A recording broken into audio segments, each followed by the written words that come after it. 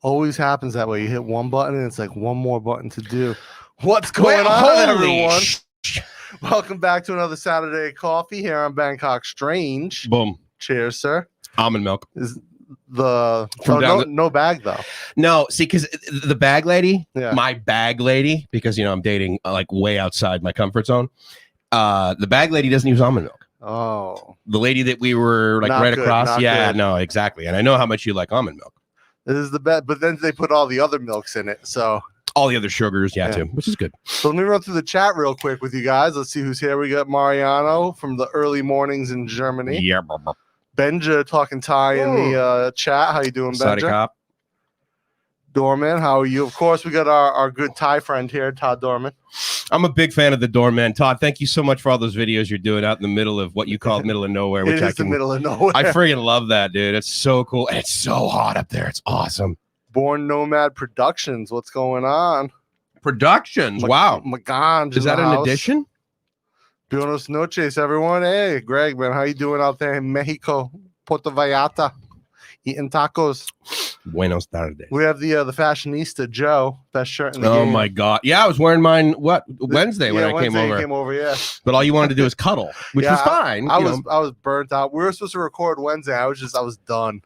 I had been up late the night before recording Dapper Villains, and then we had to record again that afternoon. I was just burnt out. So we drove around in Mike's little like electric scooter. I think it was called the FOM, FOOM, as I believe the manufacturer. And that was a 4-seater. Yeah. That's what blew my mind. It had seats. Yeah. That they labeled with numbers 1 through 4. It did That's not have a- the volume, unless of course we had paraplegics in the back. Yeah, or people with no legs, like someone had full amputation of the What do you legs. call? Is it different? Paraplegic just means like you don't have use of them, right? Yeah. If you're a double amputee, you're not a paraplegic. You're just an amputee. Your spine's still intact. So what do you? Intact. They don't have like a label for that. They maybe Amputee. do double amputee. Mhm. Yeah. But yeah, it was a fun. We shot a lot of videos, so you should be putting something together. But I am, yeah. But yeah, what a fun little thing to ride. It actually has quite a bit of pickup. Yeah, considering the size of it, right? I mean, we actually should have tipped it over because I was doing it by myself, and I'm like, oh, dude, when he comes out, we should, right? But I mean, you think about the weight of that thing, and then you add you and I in there. Yeah, probably more than double. I mean, because I'm 212, you Yeah. must be more. Yeah. So therefore, considerably. together we're 500 pounds. Yeah. Basically. And so it's like, I'm sure they designed it. They're like, okay, well, we'll sell it in Asia. What's the maximum amount of maybe 100 kilos for a couple, The funny thing about it was the pedal, no gas is a brake pedal, no gas pedal. It has panels to paddles. Paddles for gas. And you hit that, but when you're turning, it's difficult to. You gotta do it. Yeah, it's bizarre. So we got Richard Martin in the chat, man. How you doing? Hello, Thanks for sir. joining us today. And I think that we got Go More Hike. Hike, how you doing, man? Hey, bud. Hola, amigos. Dorman, of course. And I think that might be everyone. You have Bangkok Strange in there? Did you just post it? Yeah, I said we're a couple minutes Hey, guys. out. Yeah. Oh, yeah. So guys, Scott B, we got Scott B in the chat as well. What you wrote about money you make on YouTube. What'd you write about the money you make on YouTube? All those millions. Wait, what did he say? Says, hey guys, Mike, I agree with you about the you. money. What you wrote about the money you make on YouTube. Oh, I know what it was. Yeah. So I was frustrated because the most recent video that I had up there, right? Yeah, what's up, Token Nomad? So, I get the fact that even though it says hide inappropriate comments, the first 7 that show up are from like fake accounts that are like, hot.girls.online.vagina. I get those all the time on my channel. So, and I'm going, I can't even trust these fucking bozos to write a good AI. But the point is that, I got a little bit frustrated, and then I got a couple of comments, and then, you and I were having fun on it. And there was a bunch of guys in there, by the way, that are probably in the chat right now. They were very supportive, and thank you. And I appreciate it. And I'm honored you watch. And then there's these douchebags that are just like, well, what do you think about, how dare you? And I'm just like, my point was, why do I do this for even if I was wildly successful, maybe $2,000 a month. Yeah. I got buddies that have 50,000 subs and they're pulling in less than 500 a month. Yes, it depends on a lot of factors, and especially your demographic is a big one. My boy Josh, 99-cent Josh as we call him, and he just broke. He had his biggest month on YouTube ever, just over 2K. Yeah, So yeah. good for him. Right. I mean, he's And been growing. He's 15K subs. When he works his ass off. Yeah. Like he literally does at least one video a day. One video a day minimum. Yeah, minimum. Yeah. But it's funny because his editing really sucks on his videos. Yeah, but that's the point. But that's the point, and that's what people really like about the stuff he does. Everything is 99 cents. The other thing is when he does better videos, like he really works on his editing. Yeah. He spends hours and hours editing it, and it doesn't do as well. Zero ROI. Yeah, but when he just fucks with the editing, boom, everything's shot, and he starts up. He's like, "Hey, YouTube's," bam, it's like sideways, and then he goes down to his feet, and then he cuts to the next one. Yeah, and people are like, "Well, right, yeah, that's exactly how I would hang out with him." Yes, in a 99-cent store, and that's exactly how he is. Yeah, so it's kind of funny because like he's like learns all these transitions, he learns all these techniques, and he goes in there, and it's like, yeah, no one cares. Yeah. Like he had a drone, he was doing these great drone shots where it like went in and transitioned into the store, and like he's like, yeah, no one, it didn't do any better. I feel like everybody, including myself, goes through the standard like beginning YouTube scenario. So like you get a TubeBuddy account, right? And then potentially you get a green screen. Yeah. If you're doing anything outdoors, you're like, oh shit, I got to invest in a drone, which thank God I didn't do that, you know? But I mean, again, when I watch Chris, right, from Retired Working For You, he's a filmmaker. Yeah. Okay. He shoots on his phone. And but the point is that his editing is epic. Yeah. And he does, you know, crazy ass drone shots too, right? And I mean, he's amazing. Whereas I'm just like basically like literally walking down the beach talking to my hand. Yeah. And so I've tried the whole, I mean, you know, I downloaded DaVinci Resolve. Yeah. Right. Arguably $250,000 editor in the day. That's what he was telling us. Yeah. 200,000, I think he said he paid, right? For his studio. But then I get this free one called WeVideo that I edit everything in the browser with. And it's just, you know, it's just fine because I'm just like hanging out doing shit for my mom and Gracie. We got Hugh in the Hugh in the chat. What's up, Hugh? I still have emails from like almost a month ago I have to respond to from Hugh. Well, you finally did a video on your channel. Yeah, yeah. When I got another one coming out next week. I was a little bit bummed because I'm like, you know what? I was the fucking highlight of your channel. For like 7 months. Right. It's like, when was your last video? With Mike. With Mike, yeah. Of course, then after that video, I put a gun in my mouth because it was with Mike. But there's that. And we ended up doing Bangkok Strange. Yeah, right. It's like, let's just do this other one with no degree of regularity. Yeah, but the no, I did that one. I've got another one coming out this week that I'm editing now. And speaking of editing, so people finally started to put videos up. I've been talking about the Mac Mini, and then they updated the processor. Yeah, right. So people have finally started to put video editing reviews up with the new Mac Mini. Video editing reviews, like this is how Adobe works. Yeah, this is how Final Cut. Okay, and it is fucking amazing. Okay, so in other words, you watch these, you're like, I don't care what the specs are, I care what the results are. It's funny because a lot of the reviewers who I'm watching, they're like, this is like, it changes the way you have to look at the Macs now, because one of the guy compares it apples to apples with his Intel i7 64 gigs of RAM, the one I was thinking of getting. Okay, not even close. Really, like 3, 4, 5, 6 times the performance. Yeah. And this is what, i5? This is a i5, yeah. Okay, with 32 gigs? 16, yeah. The 13-inch Max is 16. Okay. But the new chip, everything's on. It's got, you know, the 8-core processors, 4 efficiency, 4 performance. It's got a 8-core GPU. You know, the wait.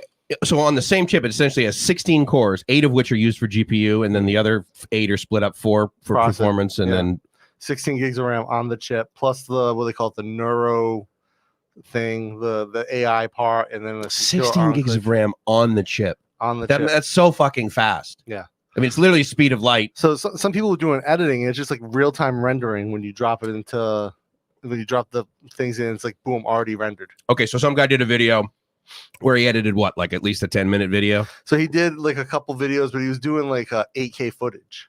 For how long? How long of a video? Like a couple minutes, but dropping. Okay, but 2 minutes at 8K. Yeah. And he just renders, and literally it's like saving a friggin' document. Yeah. That's impressive. Yeah. Wow.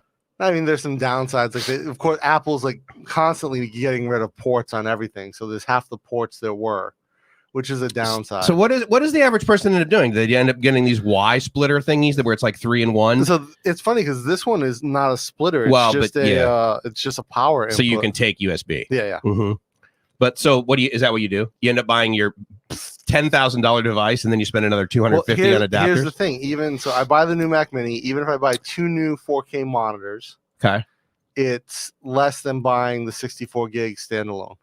Oh yeah, I mean all done. But I mean, in other words, as far as like actual physical connectivity. So what I'll do is I'll put a USB hub on. Is that what you do? Or a USB-C hub. Yeah, okay. And then I'll hook up one monitor via HDMI, one monitor via Thunderbolt, and the USB hub for the USB-C hub for the Thunderbolt will be everything else. Can't you daisy chain monitors using USB-C out of the computer into the first one and into the second one? If the monitor supports it, I guess. Right, but but a 4K monitor obviously is going to have a USB-C, right? Yeah. Who do you like for monitors, or do you like really even care? I It's don't really care. price. It's either 4K or it's not. Yeah, exactly. Okay, fair enough. Like, I'm not super tricked out. I just want 4K for so I can see what I'm editing. What about refresh rate? Obviously, the higher the better. Agreed. I was like, who cares? And then I get this laptop with 144 hertz refresh, and then I go use something else. I'm like, Jesus Christ! It's like noticeable, right? Yeah, it's like I'm using a knife switch to turn on lights all of a sudden. Like, what the fuck? And using an abacus to do calculus. Oh, you don't use an abacus? I used to know how to use one. Yeah, because it's binary. Yeah, me too. Right? I used to know how to use one. Is it one right? No, so it's the first one is it's basically the first bits, right? The first 8 bits. I thought it was 1, 2, 4, 8, 16. 8, yeah. Okay. So that's interesting, right? Because the abacus came out long before the friggin' vacuum tube. Yeah. And then here we are, talking about 16 gigs of RAM on chip. On chip. So again, when I saw these, and one of the guys who I saw, he was like, 16 gigs of RAM. He's like, sure. He was a Big Mac Mini guy. He's got like a little mini server. So he's farm. already got 64 gigs. Yeah, easily. He's like, I don't think it's gonna hold up. And right. He got one. He tried it. He's like, game changer. That's good. Yeah, that's really good. Who makes the chip for them?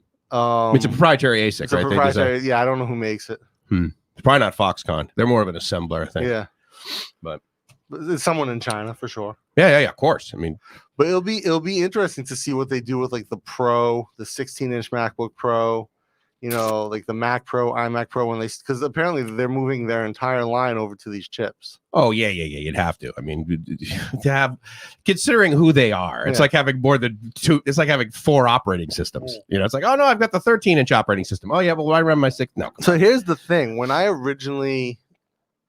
first saw a Mac, growing up, they had their own chip architecture, and it was holding them back, and they went to Intel. Yeah. And now, they also changed the OS too. Yeah, but now it's gotten to the point where Intel was holding them back. Right. And so they built their own chipset.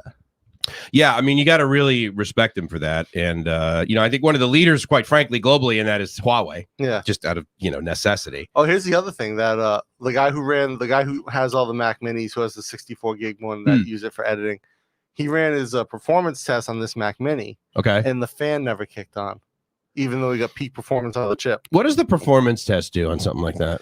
It runs bits through, or it renders out video. Okay, so it's going to do some serious hitting of the. Okay, that's good, because it's hard to really, do an apples. They've got software that basically tries to max it out. Yeah. I mean, I know what we would do for iometer, right? You do massive IO, and then you smack the disk and that sort of thing, or you you move 10,000 1K files or one 10K file, right? Yeah. And then you do the difference.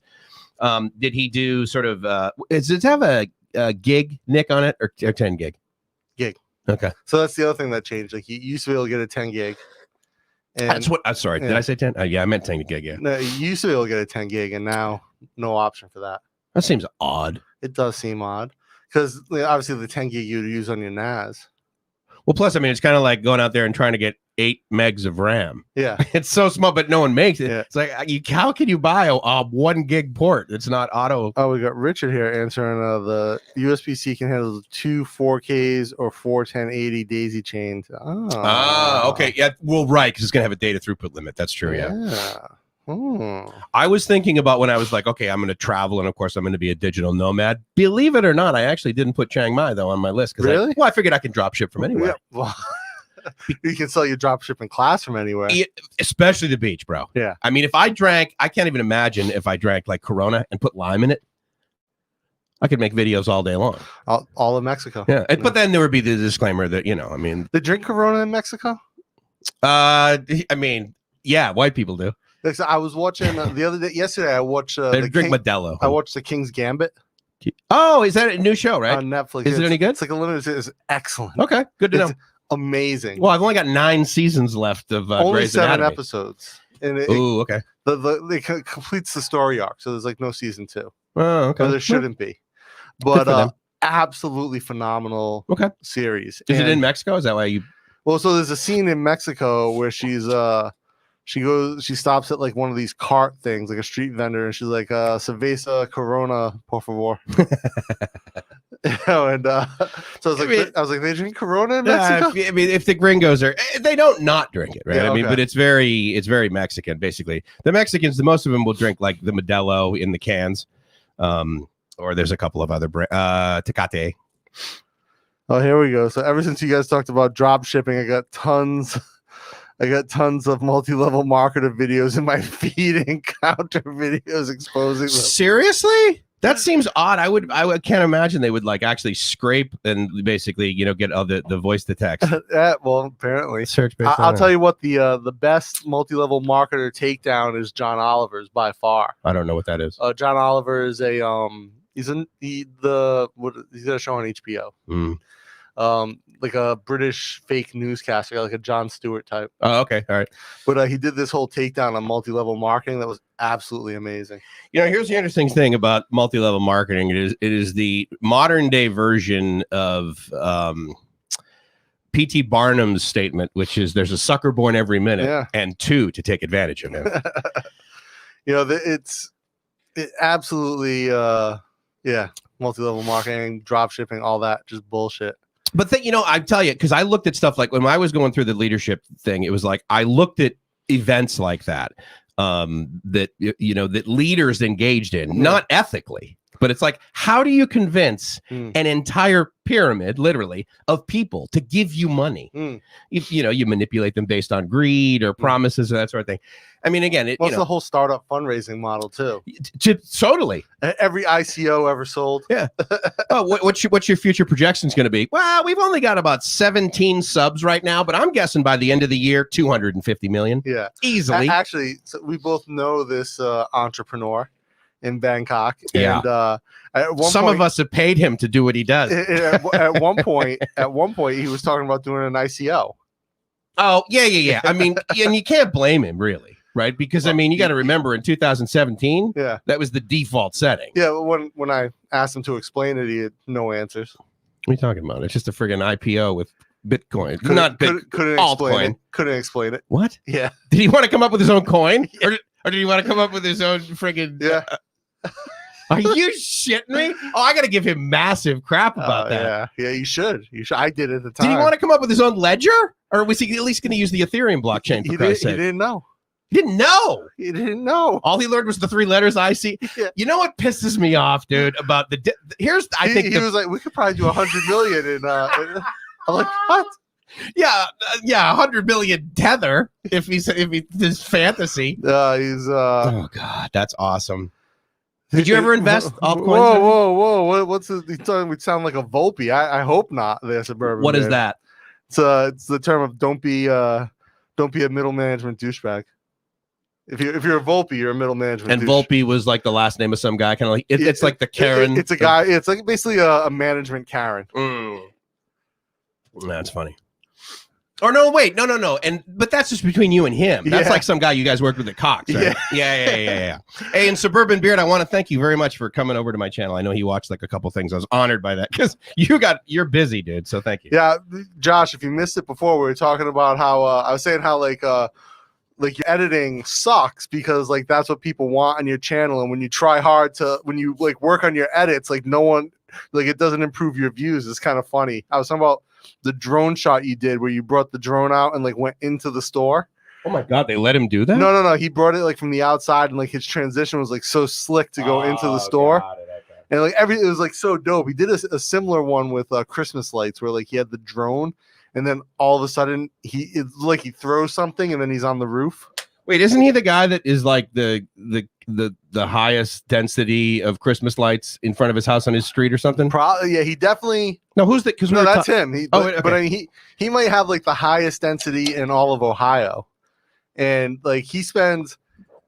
I would probably say like he only talks about it like around Christmas, but like definitely all year. Josh is out there stapling fucking lights to his house, changing things. Well, it's all LED, and he's got controllers and everything, music, right? Music, yeah. But like he'll be like in June, like hunting for deals on Christmas lights. So and, like, up there on his roof or out on the side. Oh, June must be the time you get Christmas lights for free. It must be like, move this friggin' inventory. I don't think he pays over 99 cents for anything. You know what I love about the 99-cent model? Yeah, he says, the means nothing on his channel, like good editing. Yeah, totally. But the thing I love about these 99-cent stores is that you go in there, and if something is like $1.50, people are like, well, fuck that, I'm not buying it. But if it's $1.99, they're like, oh yeah, what's a 99-cent store? Josh doesn't fuck with anything over a penny. Oh, seriously? Yeah. You mean over $1? Yeah. Mm-hmm. We got Pravida Opa in the comments. Good morning. How was the pizza the other day? Yeah. Oh, we got to talk about this pizza situation. So so Mike goes to, is it Chef Bing's? Yeah, it was so Eric, right? Yeah. A minority nomad, pings me. He's like, hey, dude, you want to go for some pizza? And again, the way that I test a place for their pizza is I get a pepperoni, pizza pepperoni. And so he goes, yeah, let's go to this place. So it was over in a very interesting part of Bangkok. It was basically about, I want to say 2 kilometers northeast of Khao Sand Road. Khao Sand. You sent me a photo of Khao Sand Road. Khao Sand, yeah, I was going over there. And to tell you, Khao Sand is very interesting what they did. I mean, obviously they redid the entire street. Some of the bars are closed, as you might guess. Some of them are still remodeling. Many of them remodeled basically the inside. Some of them changed their signage. Yeah. But it's got like those, those like chrome pillars that like they put on streets when they like change it from like a driving street to a walking street kind of thing. Yeah. So they like extend the sidewalk and go. So that's kind of done over there. But anyway, so this pizza place, it's a buddy of Eric's, Bing, and he lived in New York for 30 years. So as you might guess, he knows how to make, well, you might not. He was a chef in New York City and knows how to make a really awesome pizza. So yeah, so that was fantastic. And I even took like some of it home because we didn't finish it all. Additionally, that place, this is a big pizza, 18-inch. Yes. Yeah. Because I said, because Eric's like, oh yeah, well let's get some hot wings. I love the way you guys do your hot wings, and then you like make them crispy. The wings come out. The wings were stellar. I mean, so all of his product is basically made. I believe he either calls it his warehouse or his production or something like this at another location of Bing's that used to be the only one. And I'm gonna say it wrong, but I think it's in Nonthaburi. Okay, and so that's kind of like where he lives and that sort of thing, or used to. His family owns this building, which is like right on the corner of. To give you an idea of where it is, you might know this since you've been in Bangkok a while. The place that everyone goes to buy their lottery tickets that they resell. You know how they have those? The lottery. Commission warehouse. Everyone goes there to buy. Anyway, so it's like right down the street from that. And so he's used the bottom floor that used to be like a tea shop or something like this. Massive ovens, 800 degrees or whatever. And dude, the pizza was stellar. But the interesting thing that I thought about, because I thought about you naturally as we're sitting there eating this pizza, and he made some goofy comments about it. But what I was thinking about, the way that I test to see if a place has good pizza is order a pepperoni pizza. Yeah. Which usually with extra cheese. You guys get what, half? Yeah, we did. He just wanted the cheese part, and I wanted pepperoni. But that's the way. I was thinking about it because you don't eat pepperoni. No. You don't eat cheese. No. So, and the dough. Does the dough have to be any special dough? Most pizza dough is vegan. It's just salt, yeast, right. flour, water. So it doesn't have any like sort of dairy products. Or maybe if you order from like Domino's or something, they probably put like butter in it to add flavor, right? Like lower quality pizza places will. And this was thin crust. Yeah. It was excellent. It looked like a good New York style pizza. It was an amazing pizza, actually. I mean, it was in the sense that I like literally almost went back the next day, mainly because he was explaining to us how dough works. I didn't realize this. So he makes dough and then they bring it to the shop. And unless they sell it all, they don't really bring back any new stuff for 6 days. Maximum amount of time for the dough is 6 days. He says on day 2, that's when the dough is the best. After it's like sat and risen for like, I guess, 2 days. Depends on the dough. Yeah. So like the way he makes it, I guess. Yeah. So yeah, like some people will like, they call slow ferment or slow rise their dough for like 2-3 days. Yeah. And you develop more flavor, right? And it depends on the type of crust you're making. He said the crust would be a little higher on the sides. Yeah. So because you're getting more gas in there. Okay. But also the longer you let it go, the more flavor you're developing. Okay. Yeah. Which is the same reason they do it with bagels, and they like the dough ferments and then they make the bagel, they dry it overnight and then they cook it. Yeah. I didn't realize they dried it overnight. Yeah. So usually a bagel I think is 2 days old. Like the dough. It's Okay. like 2 days old by the time they get it. Yeah. The reason they put it in, they shape them, they put them in a fridge to proof and to dry out. Okay. That's how you get like a crispy skin on the outside of a bagel, because they boil a bagel, then they bake it. I was gonna say, yeah, they boil them. Right? It's just like, yeah. Anyway, so I'm sitting there, I'm thinking to myself, all right, so like when you say pizza, it is definitely, it's like you saying I eat oranges, and I'm like, yeah, I love those kinds of apples. Because no, it's not though, right? So like the foundation of a pizza, right, is dough and sauce and cheese. Right? Well, I mean, so it doesn't have to be, right? Like Nah, where I grew up in Rhode Island, there's a very famous type of pizza called pizza strips or sheet pizza. Yeah, which is just dough and sauce. I literally never saw a pizza without cheese on it. Only in Rhode Island will you see like that particular type of thing, but there's a lot of places you can get pizza without cheese. It's Rhode Island, and then you can have vegan cheese on other pizzas. You can have vegan everything. You can have vegan Diet Coke. You can have cholesterol-free cell phones. I mean, cholesterol-free cell. But the point is that like the way that I define a pizza is, I mean, the default setting for me for a pizza is dough, sauce, cheese. Has to be. It doesn't have to be for me. Right. And so, so your pizza is best at Paula. Well, so I think for me, that's just like the best pizza I've ever had. And I haven't always been vegan. So I've eaten pizza all over the world with cheese. And how long you been? 10 years. Okay. So like from the day you set foot in Thailand till today. No, I've been to Thailand before I was vegan. Okay. And had pepperoni pizza? Yeah. Lead pizza over 10 years ago. Well, I haven't eaten pepperoni in 20 years. Pizza in Thailand only got decent over the last 5 years. Before that, pizza definitely sucked. Well, and Bangkok always had good pizza. But less. Less sure. than I don't know, man. Even like 7 years ago when I got here, there was a lot of, or 8 years ago when I first moved here, there was a lot of really good pizza spots. They still here? Yeah. Still the same ones? Yeah. So like Limoncello and all these other Limoncello, not Mega. What's it called? Mega. It's a delivery place. Pizza Mania. Pizza Mania, yeah. And they're not so good anymore. Oh, really? Yeah. There's a new. I tried this new place the other day. They had vegan pizza, but they also do whatever. Oh yeah, I saw the thing downstairs. Yeah. Peace Love Pizza, something like that. Okay. And then there's the one I was talking to Eric about that was in the Exchange building. He went there. He tried it. He said it was really good. I ordered it. I ordered their marinara. Really good. The Exchange building? What's that one? It's the one at Aso. Like you walk out, if you walk out the back of that building, take a left, you're on Cowboy. Oh, Citibank building. Yeah. Okay, I got it. So there's a pizza place outside of that. So I saw some. I think it was Hike asked a question about the stock market. I'm assuming that's going to you. Did you hear about the Chinese stock market? Might be delisted from the stock. Chinese stocks might be delisted from the stock exchange. From the New York Stock Exchange? He just said the stock exchange. I guess he assumes. I mean, the sky has been falling for a number of people for the last 30 years. Steve says there wasn't a family in LA in the 70s that wasn't involved in pyramid scheme. I remember when I was a kid, point, yeah. My father used to hang out with this guy, Bobby, in Rhode Island. And he was like, he was a sales guy, and he was like really into some like multi-level marketing bullshit. And I remember him telling my father one day, he's like, I'm gonna retire because this is such a brilliant idea. Maybe. And even as a kid, I remember being like, sounds kind of shady. It depends how you do it. I mean, I'll tell you right now, I got some friends that were wildly successful. I mean, to the tune of like $35 million successful. Because they own the company? Because I think those are the only people who make cash on MLM. You would think. No, this was Amway. Actually Amway, my buddy from Southern California. I find Amway you really can't say because they'll sue everyone who mentions it, but I find companies, Scamway. Yeah, I find companies in that space to be kind of shady.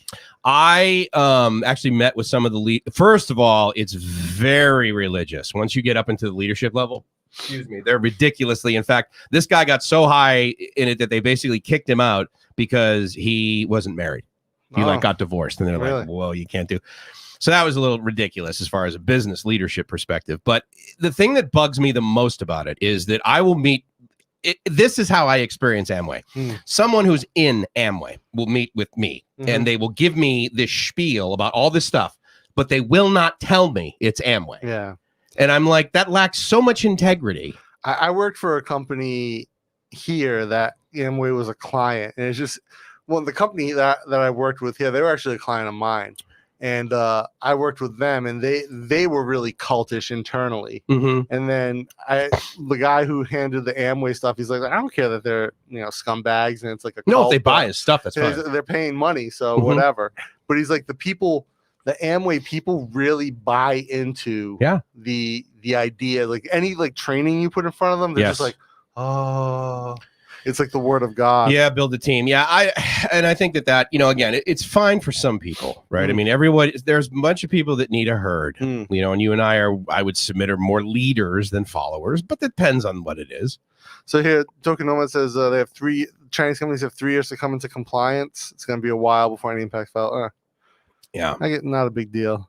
Well, it's like, oh my God, Baba's going to go. Cheese. Baba's going to go completely bankrupt because they weren't able to do the IPO of Ant Financial. You're hard on the Baba train, and absolutely, dude. You kidding me? It went down to 260. Are you shitting me? You want to know how much more about it? My God, as much as you could. Here's the thing: anyone who they get, all they're doing is mimicking Amazon. Well, awesome, because if I had bought fucking Amazon stock when it was 260, we would be sitting here with a room full of friggin' gold. Yeah. Platinum mics. Yes. I mean, it's just because thank God they're following Amazon, because no other company in the US has the nutsack to do it. No one else really. I mean, Amazon, again, right? Like, it's not like you could replicate their success right now, like step by step. Just because. No. Starting today? Impossible. Timing, persistence, risk. Yeah. Like, if you think like what Jeff Bezos did risk-wise. Everything. Right? He risked everything. But I mean, just like in the 90s, doing online only. Right. I mean, shit that people were saying you can never do online only. Right. Absolutely. I remember in the 2000s, people who I knew, who I considered to be like tech savvy individuals, who were like, oh, they'll never be like online only retail will never be super successful. They'll always be brick and mortar. I would argue in a post-pandemic world, there'll be very little brick and mortar in the U.S. Oh, come on. It was going in that direction anyway. Yeah, but I mean, it really, 2020, sticked, 2020, they basically, all right, we're stepping on the accelerator of a Ford Escort right now, but we're going to swap that Ford Escort out for this F1 car. Yeah, no, totally. And just put it on a straight line. Dude, okay, since March, Amazon on average has hired 1,640 people per day. Per day, dude. When their stock went to 1,600, and at the same time they announced, oh, by the way, we're going to hire 200,000 people. Are those permanent employees or temporary workers? Who cares? So this is it. So Steve's saying Barstool sports guy Dave Portnoy attempting to visit every pizza place in Metro New York. Okay, 1,000+ places. I was going to say, that'll take you like what, 4 years? A weekend. Did he do it? So Dorman says, have you ever tried Little Italy across the street on MSG 33rd and 7th? Madison Square Garden. I thought you were talking about Little Italy in Bangkok for a second. Is there one? It closed. It was a restaurant called Little Italy. No, is there a section? No, thankfully. We keep the Italians out. I'm joking. I'm joking. Because there's a Chinatown, obviously. There's a Koreatown. Yeah, which is kind of lame. It's like two buildings. It's like a little U-shaped strip building, mall. Yeah, it's right down the street from. But what was that place that closed? Cawefee and Condoms is right down the street from there. Yeah, but Koreatown's actually got a lot of really good restaurants in it. Yeah, it's just that it's basically like a giant mall. Yeah. It's hardly a giant mall. When I was in San Francisco, I think that Japantown was a mall. Oh yeah. Yeah. That would make sense. There'd be a Japanese population density in certain areas. But I think it was like just like there's a neighborhood. There was like cherry blossoms and everything. But I think like this strip mall, not a strip mall, like a old mall, was the center point of it. Hot dog joint directly across the street from Madison Square Garden. So all the New York guys are talking now. Yeah. Greetings from the gym, MedTech. Oh, dude, that's cool. You know what? Is today arm day? You know that he does, right? He actually puts his phone there. Yeah, on the treadmill. Cranks the volume up, puts it on fucking speakerphone. Fuck, shit, fuck. Every day is arm day. There you go.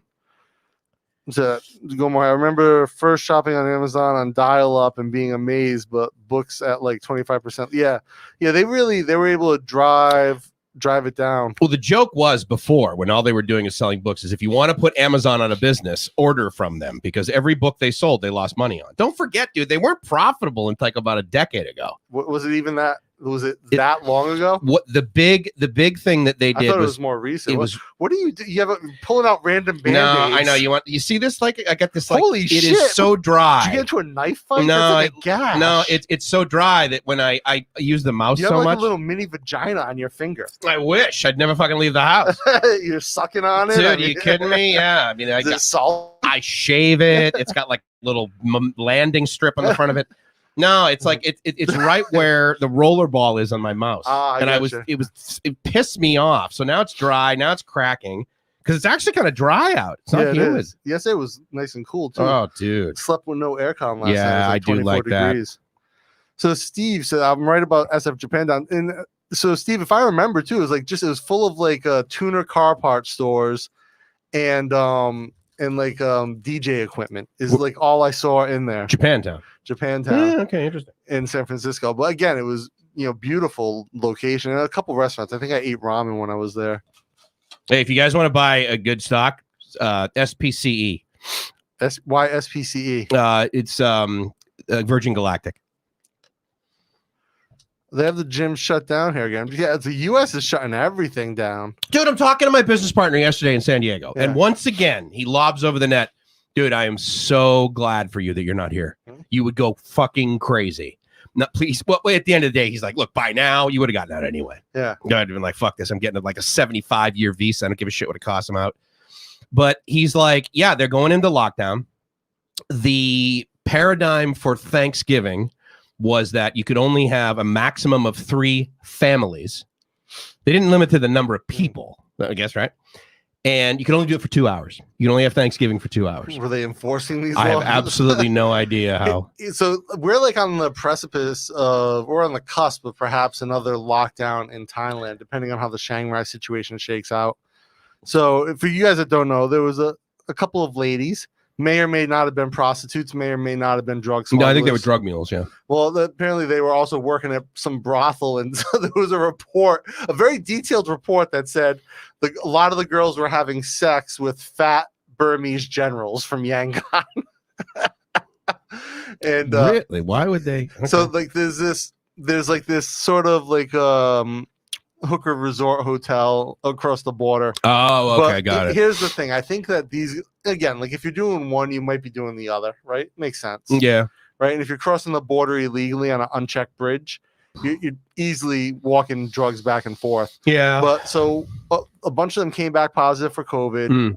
Knew they were, which pisses me They knew off. they were sick. Yeah, they took local flights, domestic flights. One of them's been in Bangkok and has this video of her on the train. Yeah, down near Bangkok, right? Yeah, and so, they're not using contact tracing, which the government has set up. So, of course, these individuals are, they don't care. Right? No. They're not concerned about the larger picture, obviously, and so.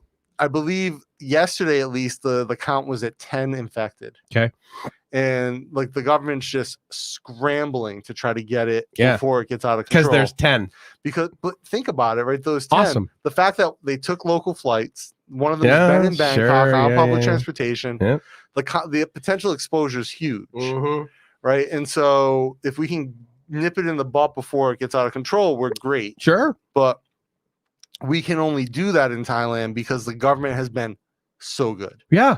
No, I mean, look, to be a decent leader, there's also some blame on good followers. Yeah.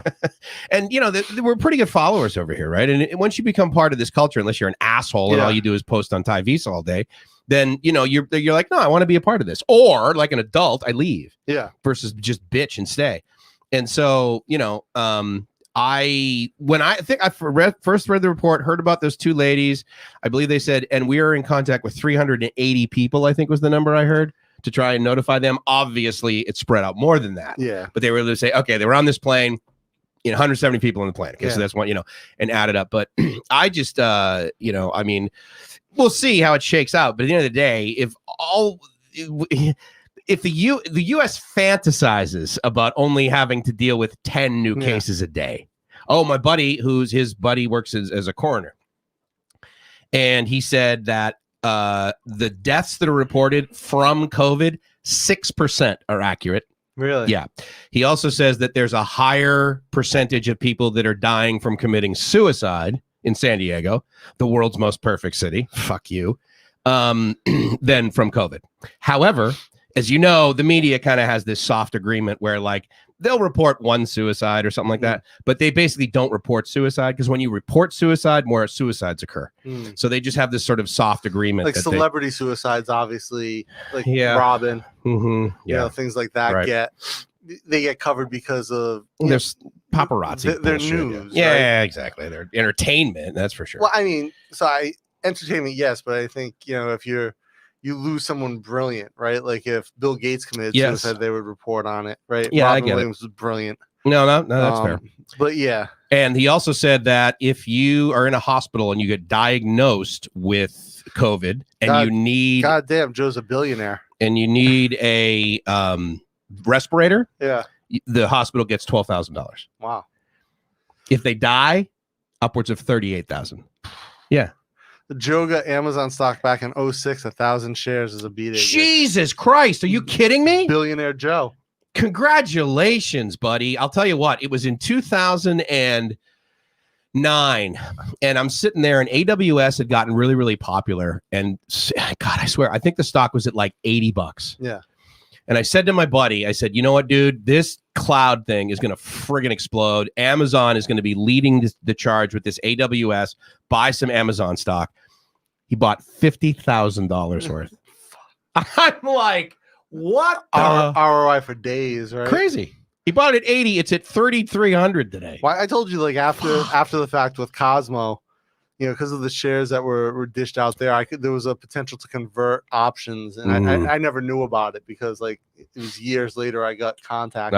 Right, I remember that. But it was, the other day I connected with a couple people from Cosmo, like you're just sure on. So like on LinkedIn, right? I was connecting with some people, and I found the old supervisor of dispatch who was like one of the cooler guys at Cosmo, and he's doing like logistics stuff up in Vermont now, but like global logistics stuff. He lives up in Vermont. Like, yeah, he was a smart guy. Like there was never any question like he would be successful, right?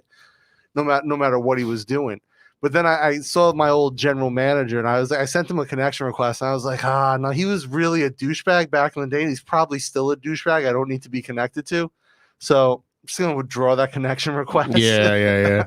You know, and but it was funny because I was like, oh, there's another Cosmo guy, this dude Will, who was the GM of Cosmo, and then he got let go and replaced with someone a little bit more startup minded. Okay. And yeah, so I sent a thing. I was like, nah. In theory, this guy's he's probably still the same dude, right? Like personality wise, potentially, yeah. But I mean, we're talking like 20 plus years later. Yeah, it's a long time.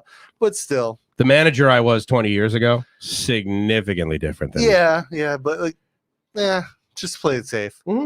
So I was psyched to connect with the old dispatcher, this guy Ryan from Cosmo, he's dispatch supervisor. And do you know if any of these guys walked away with like conversion into Amazon shares? They got like 150 shares. I don't think any of us ever knew like right away that it was even an option because of the way the shutdown happened. Yeah, like literally open on Tuesday, close on Wednesday. And like everything had to be liquidated, and none of us. Oh, they went bankrupt? No, they didn't go bankrupt, but they determined they didn't have the capital to continue. But they got bought by Amazon. No, Amazon was the primary investor in the company. Oh, so they made the executive decision to close it.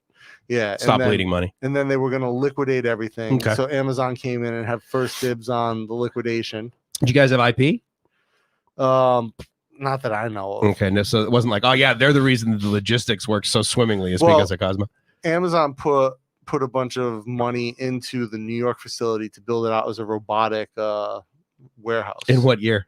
This is in the 90s. Good for them. Yeah. Fuck yes. They love hearing that. There was like some fucking like Aliens 2 fucking exoskeleton shit going on at the Cosmo facility in New York, where they were like riding around on these like little robot things to pick. Yeah. I'm trying to think how long it's been since Alibaba's had their little sort of floor one. They designed their own, which is very impressive, actually. Hike wants to know if you've been to Davos. Is that in the Game of Thrones universe, or is that a real city? No, Oh, in the Philippines? I thought maybe I thought there was like a convention or something like that, kind of like the ASEAN convention or something like that. Isn't Davos like one of the cities from Game of Thrones? I don't know. where like the faceless. If people he means live. Davao, no, I have not been to Davao in the Philippines. Neo's another one. NIO. Did you show Mike the pic? No, the one with the coffee mug. No.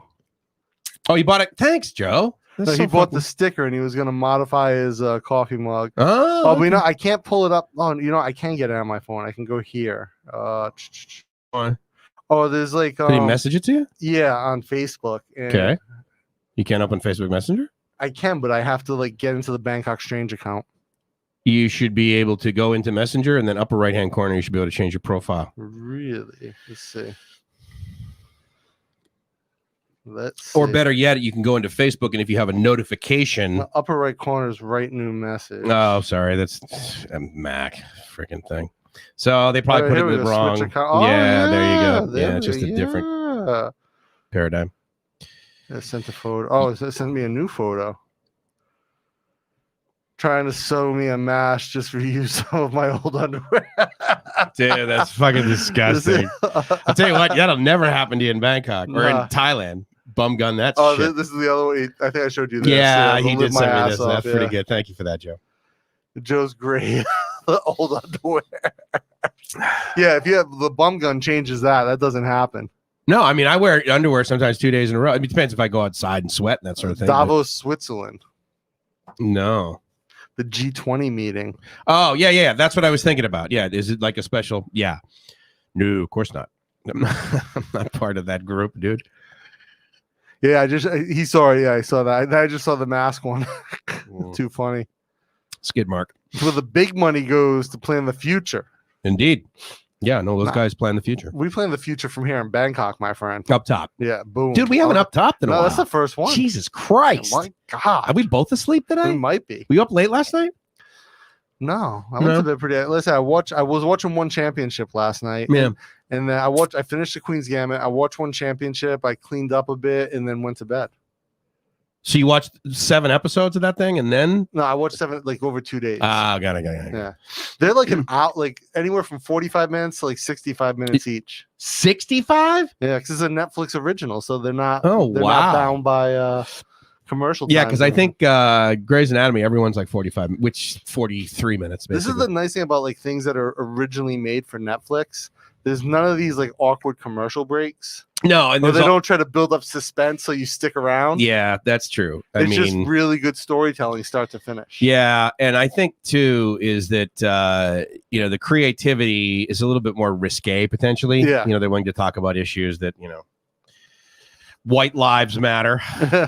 So I don't know if any of you guys are Star Trek fans. I'm a huge Trekkie.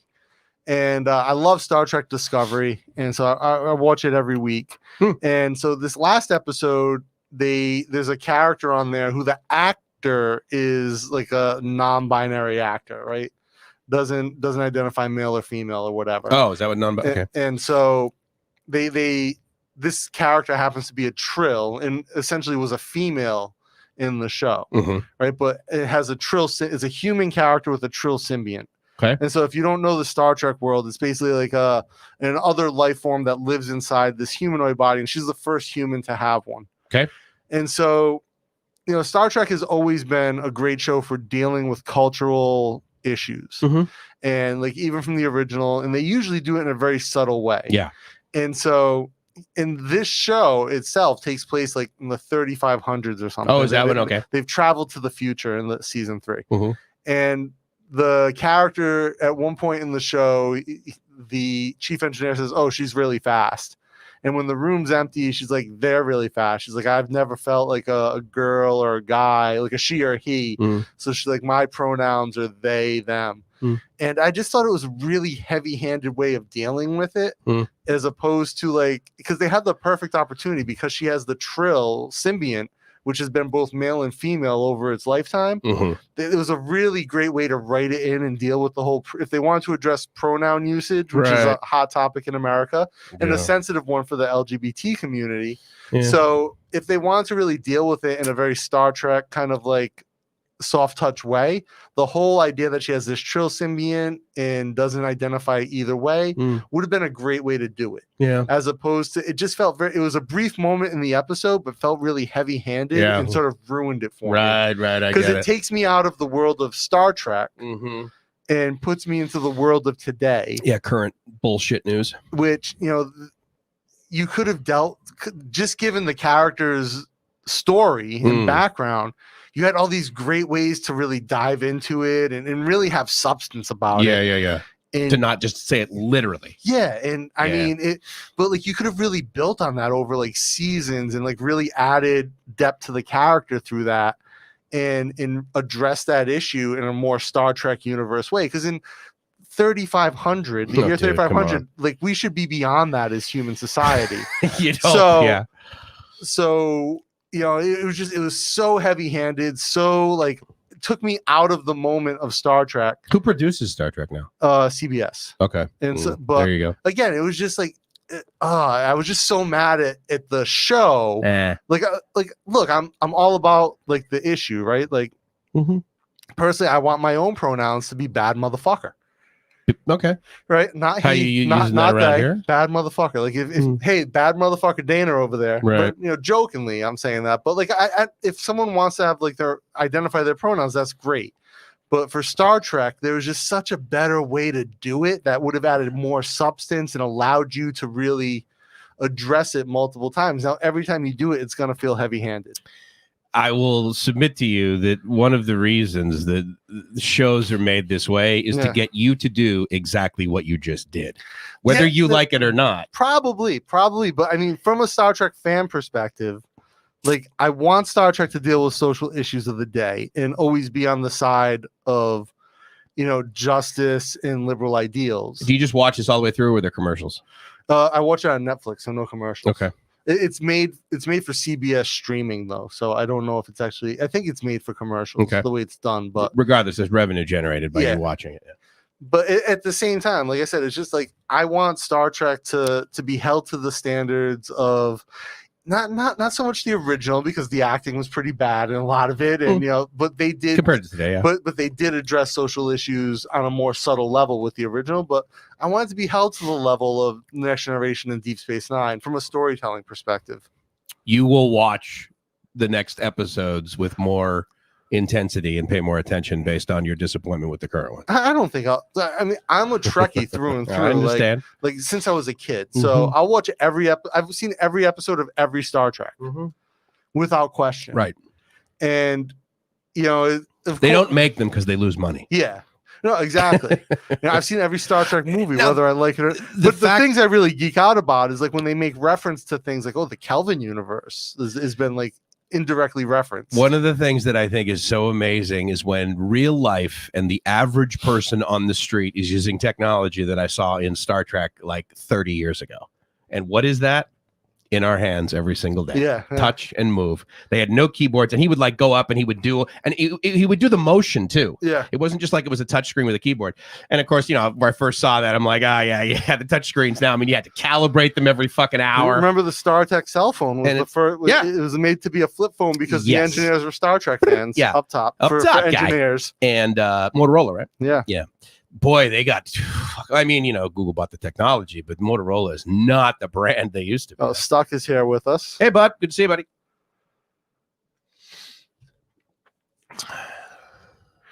Kirk sleeping with green chicks was very cool. Yeah, exactly. Right. And they were able to address things without, Yeah, Dax was a Trill. Yes, she had a symbiont. Lieutenant Commander Data was my favorite. He was good. Yeah, he was good. Yep. Geordie LaForge, chief engineer, was one of my favorites. Yeah, I think the neat thing is about no matter like what year you're in Star Trek, there was always chief engineer. They never removed that. I mean, there was a captain, of course, but number one. Yeah, I've seen every episode of Voyager. I loved Voyager. It was a good, especially like it was good storytelling. There was a couple of episodes that were just phenomenal. I saw a question back here about and actually I watched the new Picard too. I love the new Picard. Who's playing him? Patrick Stewart still plays Picard. Really? It's set 25 years in the future from TNG. Wow. Oh, that's kind of cool. And that 7 and 9 was a character. I mean, it was really good episode. And they dropped an F-bomb. I think it was the first F-bomb ever In the show, probably. yeah. There's another thing that I didn't really dig about Discovery in the first season. There was a lot of religious references, which again, I think in the future society should be beyond the belief in religion. They should be beyond the debate. Yeah, hopefully that's for sure, a minimum. But again, like these are first, and it's a CBS thing, and sure. So Gilmore Hike asked me who would win, Conor McGregor on his best day versus a really good Muay Thai fighter. So it depends on the fight, right? If it's an MMA fight, Conor McGregor will take a Muay Thai fighter down and smash him. But if it's a kickboxing, right, and you put Conor McGregor in there with Bokau or Sanchai, he's probably going to get destroyed. Just like he did against Mayweather, right? Mayweather could play with him in boxing because there's no threat of an attack outside of a very limited rule set. And, the same thing would happen in Muay Thai if Conor McGregor fought Sanchai. And Sanchai makes his career beating up, larger foreigners now, essentially. And Sanchai is a very small Muay Thai fighter, but is absolutely one of the most brilliant fighters ever. No clue what you just said. But it's so rule set makes a fight. That's what it comes down to. Also, Roger McGee, this goes back to you. He called Integrity Legal today. They told him get a visa. Told them to get me a visa. Oh, so Roger's coming. Okay. He called your lawyer. Integrity. Yeah, no, Ben's great. I'm actually having lunch with him. He's a buddy too. You paying to have lunch with him? No, but he's excellent because he's also a good leader. So his team will get you whatever you need. And arguably, you could do a lot of it yourself and maybe save some money. But I honor you for your decision. I think it's a wise one. Yeah, I mean, anyone who can get here, right? No matter what. Work it. Yeah. So that's a MedTech. Yeah, he liked Voyager's. I thought Voyager was great. I know you're probably not a Trekkie at all, right? So no, I just because of attention units. I mean, I watched Next Generation. I like that. I liked it quite a bit. Mm-hmm. But the other thing too about me is that I'll watch right now. I've watched. I think I'm on season 7 or 8 or whatever of Grey's Anatomy of 36. Yeah. I mean, I literally couldn't tell you what happened 2 episodes ago. I don't remember that stuff. There is stuff that just goes in one ear and out the other, as said. And movies are like that. Sadly, new people that I meet, their names are like that. I don't remember things like that. Technology and mathematics and that sort of thing. For some reason, that sticks. Yeah. So here's a very interesting example. I mean, obviously, I love Gracie. No clue what color her eyes are. She's Asian. They're probably somewhere between dark brown and black. Probably. I mean, I know her hair's not blonde, right? But it's just her eyes are definitely not blue. Yeah, for sure. Definitely not green. Definitely not green. So, but there's stuff that, for some reason, there are things that I do not, to the point where I had nothing to watch, so I just watched Prison Break all over again. Yeah. Remembered maybe 5 or 7. I've never seen Prison Break. It was okay. I mean, again, all of this stuff is just mindless time passing for me. It's how I like. So I watch TV usually with my laptop close by and a pad of paper.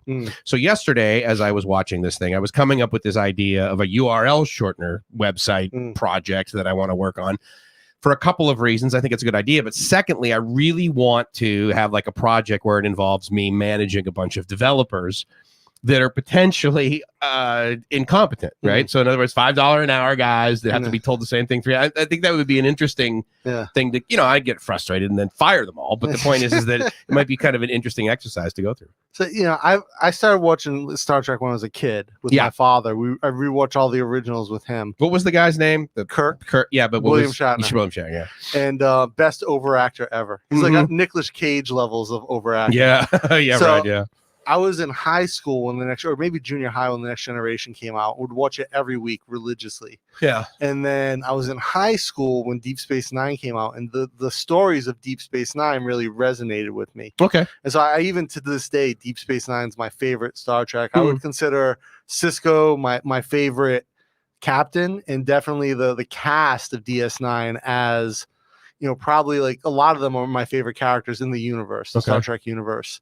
And the way that it changed the way they told stories on Star Trek, which was a big part of it for me. They went from very episodic type of storytelling to more overarching stories that lasted multiple seasons and carried over. And I thought that was really the game changer for me, Trek wise, and it's just like, I think it's, maybe it's similar to addiction, because once you're a Trekkie, right, you're hooked into it, you're in it, right? Like there's very little getting away. I understand why you say that, but I would submit to you that it's probably very different, right? detrimental.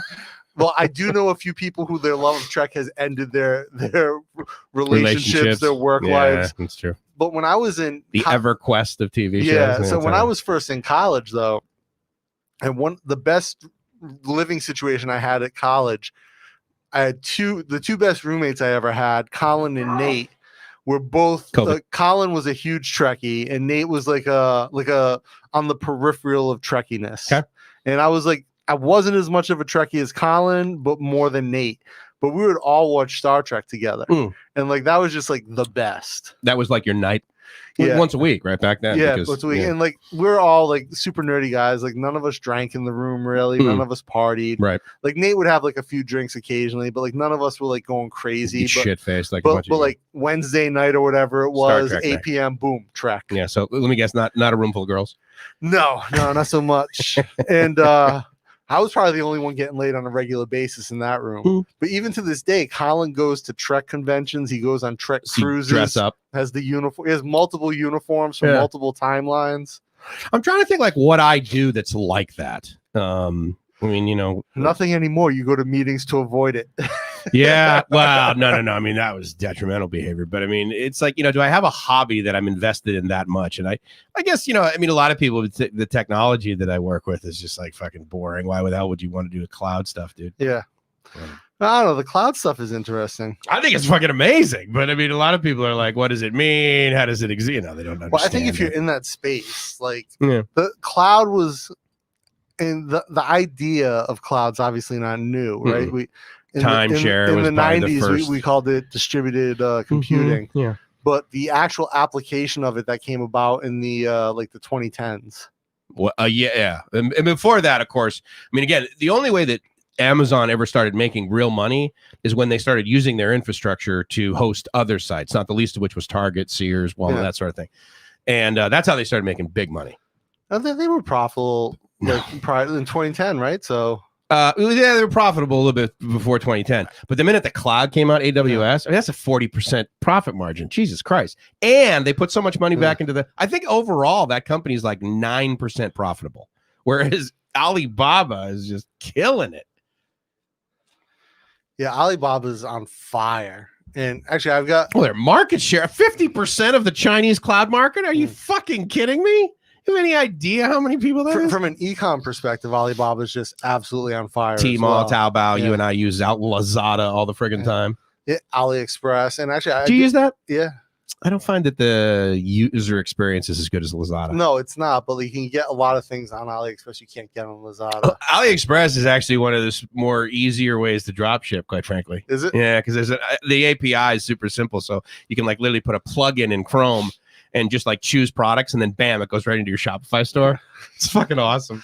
I would think Alibaba.com would be the way to do that, because you could buy in bulk and someone holds it for you. And then... Yeah. Well, again, so AliExpress is kind of like you're buying pre-made products. Yeah. Alibaba.com, you go on there and you're like, I want a widget made. Yeah. And within 60 seconds, you will have 300 emails from a whole bunch of companies. No, not emails, they're messages in the platform. That too. But I mean, I still get messages for the Mordecai bag. Yeah. I still get messages. Mike, you have this new line. Would you like to see that? Would you like a sample of the scene? Well, once you get like, a lot of them will ask me like, oh, can I have your WhatsApp or your WeChat? But like, I just bought snaps from. Yeah. How many did you want and how many did you get? Yeah. So I ended up, I bought 1,000. But you got. So they sent me 500 of the wrong color. And so they sent me, they reshipped. They remade my antique brass. So I got solid. They're all made of solid brass. So I got uncoated brass, which when it's new looks like fake gold, right? But as it ages, it takes on patina, right? And then I was supposed to get brass that was already antiqued, where they basically Alibaba.com, they give it an acid wash after they make it, and they sent me nickel plated brass. I was like, hey, the nickel plated brass is not what I ordered. and they'll like keep it. We'll remake the other ones and send it to you. No, they don't want it. No. So I mean, they're making like 0.01 cents, but it's volume. So yeah, then I mean, per snap costs me less than a penny. Mm-hmm. You know, it's a 4-piece snap, right, to put together. No, that's the case. Think about how much it costs to make. Yeah. Again, but they're in their quality and their solid brass. Oh no, see, that's the thing. I love when people nowadays they're like, well, you know, that thing's cheap. It's made in China. I'm like, dude, that's like in the 1970s saying, fuck, I'll never buy a Japanese car. Yeah, well, spoiler alert, they're the best ones made in the world now. Yeah, I think TV has really taken off as a medium, right? Because saying he misses a lot of the shows we're talking about, but like you think of Breaking Bad, like as a storytelling medium, like Breaking Bad, Sons of Anarchy, The Shield, all these shows really push the envelope on storytelling. Here's the interesting thing about Breaking Bad: the writers for that, clearly were drug addicts. Because or they did good research. Potentially, but I will tell you that to be able to direct an actor to act the way that he was acting, basically, unless you've been there. I mean, unless you have like a family, it was just amazing. I watched 3 episodes, couldn't watch it. It was like I was relapsing. Yeah, it was like I did that. Like people be like, "Oh my god, can you believe that guy stood around in his underwear with the thing cooking stuff?" That's called a Tuesday. I mean, it's just like, what do you think? I'm surprised he was wearing that much clothes. But I think to me, the shows that really changed the format of or changed the perception of TV quality were Breaking Bad, The Shield, Sons of Anarchy. 2 of them written by the same guy, The Shield and Sons of Anarchy. Were those Netflix? The Shield and Sons of Anarchy FX, and I believe Breaking Bad was AMC. Oh, okay, nice. And then obviously The Sopranos was probably like really the first that started it all with HBO, but that was cable versus like cable network. The thing that I love the most is that these even Amazon Prime. I mean, some of the shows that they make, Netflix. I mean, they're just knocking it out of the park. Yeah, actually, Deadwood was probably my favorite back in the day. Was that it's a HBO Western. Yeah. Actually, so HBO Max, which is like their pay service now. Streaming. Yeah, streaming service. And it's like $15 a month. But they're going to start, there's going to be movies through 2021 that release in theaters and HBO Max the same day. Interesting. That's probably good. I mean, and more distribution, the better. But right? You have to essentially VPN to it. Oh, it's not USable? It's not outside? No, only in the US. That's pretty easy, though. Yeah, VPN fixes that. So, dude, remember how we were talking about the routing, right? And I'm like, hey, I got this other one, and I'm going to do like a static route. Yeah. Well, the thing that pisses me off is that my friggin' IP doesn't stay static to save its life. I literally reboot my router, bam, it changes. Really? But what's crazy? I know, because you'd be thinking, well, come on, it's within 24 hours. Just keep the goddamn IP, right? The DHCP on it. Wait, so you don't have the leash just times out as soon as you reboot? Yeah. They need the IPs that bad. But here's what's bonkers, right? Is that not only is when you type in what is my IP, right? It gives you the true public IP. That's like a 44 dot. The WAN IP of my router is like 100.97. Yeah. And then it's still so by the time it gets to my computer, it's been natted like 4 times. I'm like, this is so fucking inefficient. But, I mean, it's AIS, and I'm sure they started all this stuff a while ago. Joe wants to know how the 9 is. Oh, dude, I'll tell you. I mean, it is literally fucking magic. I will tell you that if I had to put a price on that camera compared to what else is on the market today, free. Yeah, exactly. For me, it was free. But I mean, well, if you were free monetarily, attention unit wise, it was quite annoying. expensive. Yeah. That was a good experience. I mean, I now have the email of the CEO, right? Yeah. But if they were to charge $999 for that thing, still worth it. I mean, they can't now because of course they set the standard for like $400 cameras. But the point is like, if you compare that to like, what is the big G7X? That's like a real popular vlogging camera, right? And that thing's like $1,000. Yeah. Right. If they were to be like offering what they offer and $699, totally reasonable for that camera. What did you get yours for with all the accessories? 400? Yeah, $400. Yeah, with everything else. And I got mine for emails. Yeah. Well, messages, almost a month of like trying to buy it. Yeah, but to be fair, I would like blow it off for a week and a half and then be like, oh, I'm sure their e-commerce solution is fixed by now. I wonder if it is now. Well, let me check my stock because I can tell you right now, there's about 5 or 6 companies that regardless of how much they're dipping right now, I am holding until Q4 results come out in like the end of January. Yeah. Because I am confident these guys are going to friggin' nail. Okay, you know how like Alibaba.com, they basically, or Alibaba Corporation, they instantiated 11/11. That was their thing, right? Singles Day. Yeah. So they do a certain amount of volume, and of course they have a huge party around it, and then starting at midnight on the the 11th all the way through till the midnight again. So over the years, they would increase the amount of volume of sales that they would do by like, a couple $1 billion, right? And then it was always like, well, how much did they do like in the first 60 seconds? How much in the first hour? That sort of thing. So last year it was like about 35, 38 billion. The previous year it was like 33, 34. So it was, so this year, 74 billion. Okay. At the beginning, they were doing 550,000 transactions per second. Fuck. Can you imagine? Visa? American Express, I know this because I know the guys that run the IT. They can do 50,000 transactions a second. American Express. That's American Express. Drop in the bucket for... Yeah, because over there, they're just like, boop, WeChat. Yeah. And people are like, oh, yeah, Ant Financial. What the fuck do they know? Everything. Apparently, yeah. And I'm just like, 500,000. Like nothing. Yeah. I mean, it's $74 billion, dude. You know that in the United States, every single e-commerce platform combined, the week of Black Friday, the week of Cyber Monday combined, don't do that. Yeah. Wow, really? And people are like, oh, yeah, China, their economy's going down. We're so delusional in the United States. Medtech saying he doesn't even have a TV. He goes to his friend's house to watch Mandalorian. I've not seen Mandalorian yet.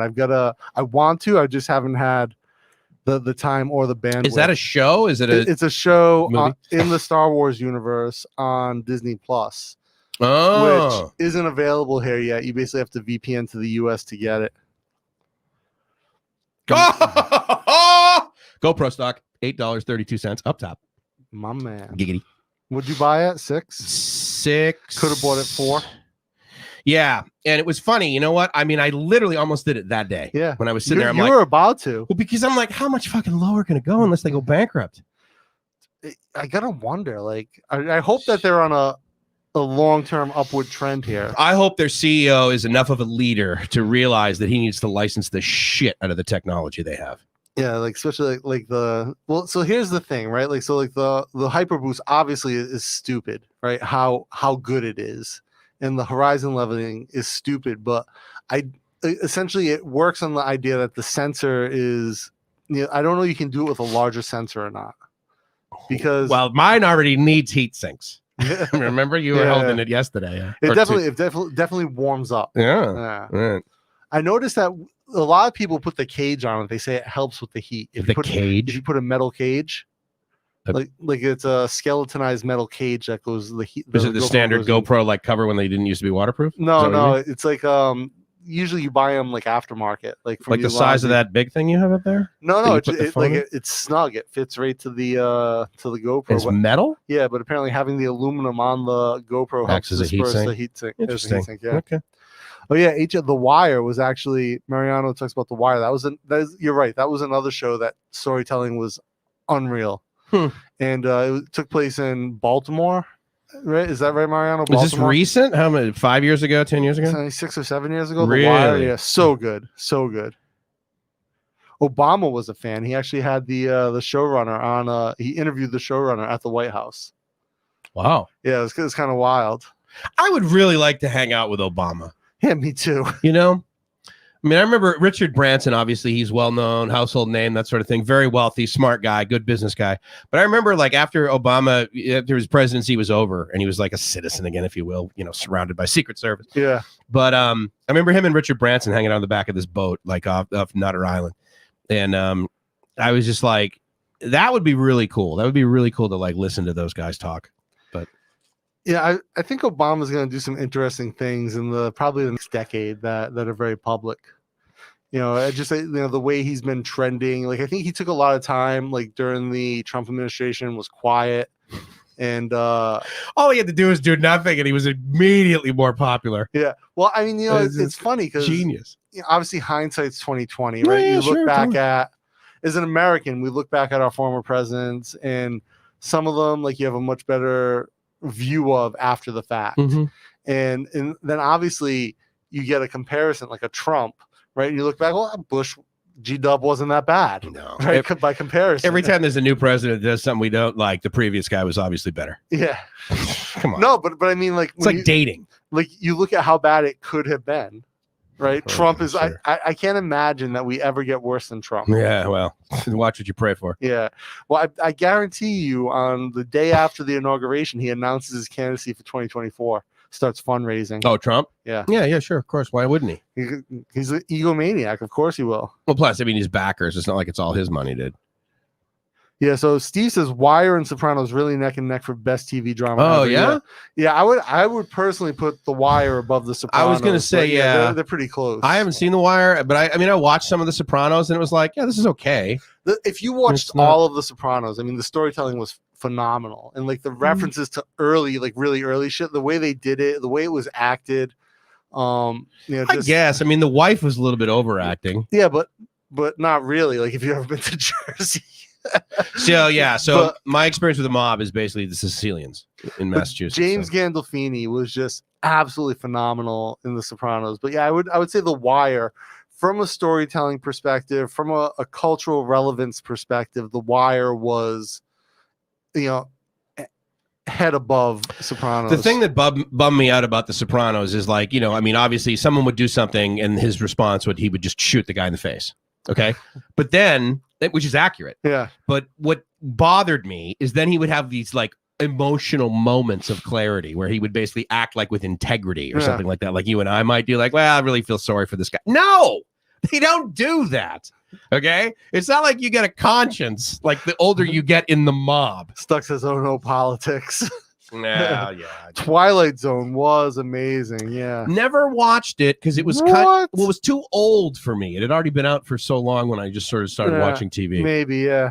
I mean, I liked Hawaii Five-0. That was obviously before my time, but I watched that. Reruns. Yeah, and I liked I was definitely a big fan of Twilight Zone. Then they did Outer Limits, and I was probably in high school when Outer Limits came out. It's like a sequel, basically. Yeah, well, it's like the same, just a reimagination of Twilight Zone, Outer Limits, but yeah, really good. And again, like really episodic short stories I liked.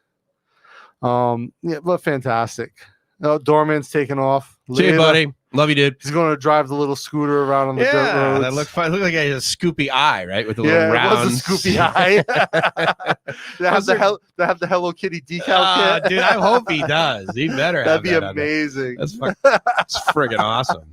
But no, it's neat though, because he's experiencing or describing the sort of, this is what happens when you date a Thai woman that's especially not necessarily from Bangkok, right? So he's got like he's got the ties around his wrist, right? Yeah, the strings, tying the knot, as they say. And so that's kind of neat. I mean, I loved when I first started experiencing stuff like that, like real Thai stuff, like in the fucking village.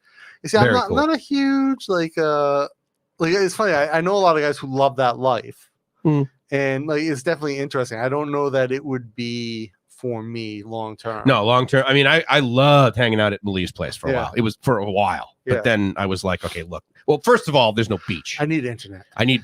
So, you know what's crazy?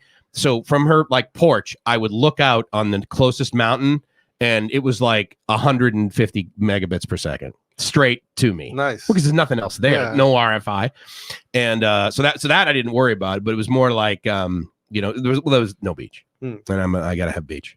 And once again, I'm walking here this morning on the sidewalk. I see poop. On the beaches I walk on that have the infamous Dana feces, zero. Absolutely. Integrated into the sand, Mike. I have literally licked this sand. And still. I don't doubt that you have. Still, I don't have hepatitis. So. Not that you know of. When's the last time you get tested? Have you seen this rash on my finger? The vagina on your finger? That's the finger I used to test the poop in the sand. Yeah, so well, maybe that's be careful. Actually, I know a guy who I don't know a guy. I saw a guy the other day who clearly has hepatitis. Like, dude was just yellow. Is that okay? So Like, what's just that? Hep jaundice. B or something? I think they all cause like jaundice at some point. Yeah. But it's just like a old white dude walking down the street, and I was like, You know what I saw for the first time today since I've moved to Bangkok, which is just over a year now. Or sorry, it's not a year yet. It's not a year that I lived in Bangkok yet. In Thailand, over a year. yeah, A effectively homeless Thai guy on the street screaming like crazy, right? Which of course you see in San Francisco all the time. Saw that for the first time today. When's the last time you saw a crazy person? Thai person. crazy Thai person. It's been a while. Yeah, like a long time. Well, crazy Thai women. Whenever my friends post on it. I guess. I don't know. Right, so Nomad, not a fan of the world, need the chaos, the concrete, and the smog. I could do without the smog, but I definitely need the concrete and the chaos. Like I said, getting out to the rural areas for like a day or two, great. But any more than that, it's really the disconnect is a tad too much for me. From the internet, you mean, or just like society? Yeah. Like I said, I can do without the internet. And like a lot of days now when I'm working, I shut everything. I shut my communication stuff off like half the day. Have you ever gone a full 24 hours? Yeah. Really? Here in Bangkok, you've like not been? No, not in Bangkok. Yeah, that's the thing. Like I really want to do that. And I think about doing it. Like 24 off the grid. And then I don't do it. Let me know before you do it. So I'm not like, where the fuck is Mike? Is he dead? That was it precisely what, because I told Gracie, I said, you know what? I'm going to go on a vacation. Yeah. And there's a chance that, and I don't necessarily, I mean, it was me who made the decision not to, because I was thinking about it. And I think one of the reasons potentially could have been because I'd like to talk with her. Yeah. And I can't just filter out, okay, I'm not going to hear from, like, I'm not going to check my emails. That's easy to do because it's one app and I just don't check. But, it's like, and pretty much for WhatsApp, she's the only person. Like, you're pretty much you and like two other guys are the only people that I use Line with. And then WhatsApp, it's just Gracie, basically. Yeah. And, but yeah, I don't know. What's the longest you've gone intentionally? Like just morning to night? There's basically 12 hours? A week. An entire week with no internet intentionally in Bangkok? No, not in Bangkok. Yeah, no, I don't mean out. Yeah. Just with that because you didn't have it. Yeah. It wasn't that you like just shut your phone off. Up in the hill tribe. Yeah, no internet. Right. Yeah. But the longest in Bangkok, half a day. Was that like intentional or was the power out? Intentionally. Okay. So even if I'm like, so when I'm working on design projects, a lot of times like I'll just disconnect. Mm-hmm. Like I was doing a bandana design like a week or so ago for a client, and we're doing like a line of like bandana neckerchiefs for them. And so they wanted an original design, but with some integrated artwork that they had. Okay. And some other elements. So when I'm deep on a design project, I disconnect. I don't want to be hitting online. I don't want to be looking at the internet. So it's just Illustrator, Photoshop. I've got my source material ready to go. I've got my board, and it's go time. And so when I do that, it's the same thing. Like I just did a design for a pair of farmer jeans for a client, like a one-off. What are farmer jeans? Like overall, like denim overalls. Oh, okay, got it. Okay. And so it's a one-off design for a client, and like it's one of their like very wealthy clients. And so it's a design specifically for this person. And we went in and just, dove into it, and I did the work with them. I got all my reference. I'm like, all right, let me back out and then actually do the design, do the tech drawing, and then start working on the pattern. And I'll just disconnect. And sometimes like 12 hours, easy. Yeah. And especially with Jib being at school all day, unless there's like something pressing that I need to address, right? Then I'm pretty good. It's funny. I was also thinking because when Gracie's here, I probably never open WhatsApp. Yeah, yeah. Right. Because like I just turn to the left and talk to her. Yeah. Did they tell you they had a flood in our house last night? We were talking about the poop. So a lot of poop on that beach. She she sends me this photo. I don't know how to get it to you. I guess I could if you want to just show me on your phone.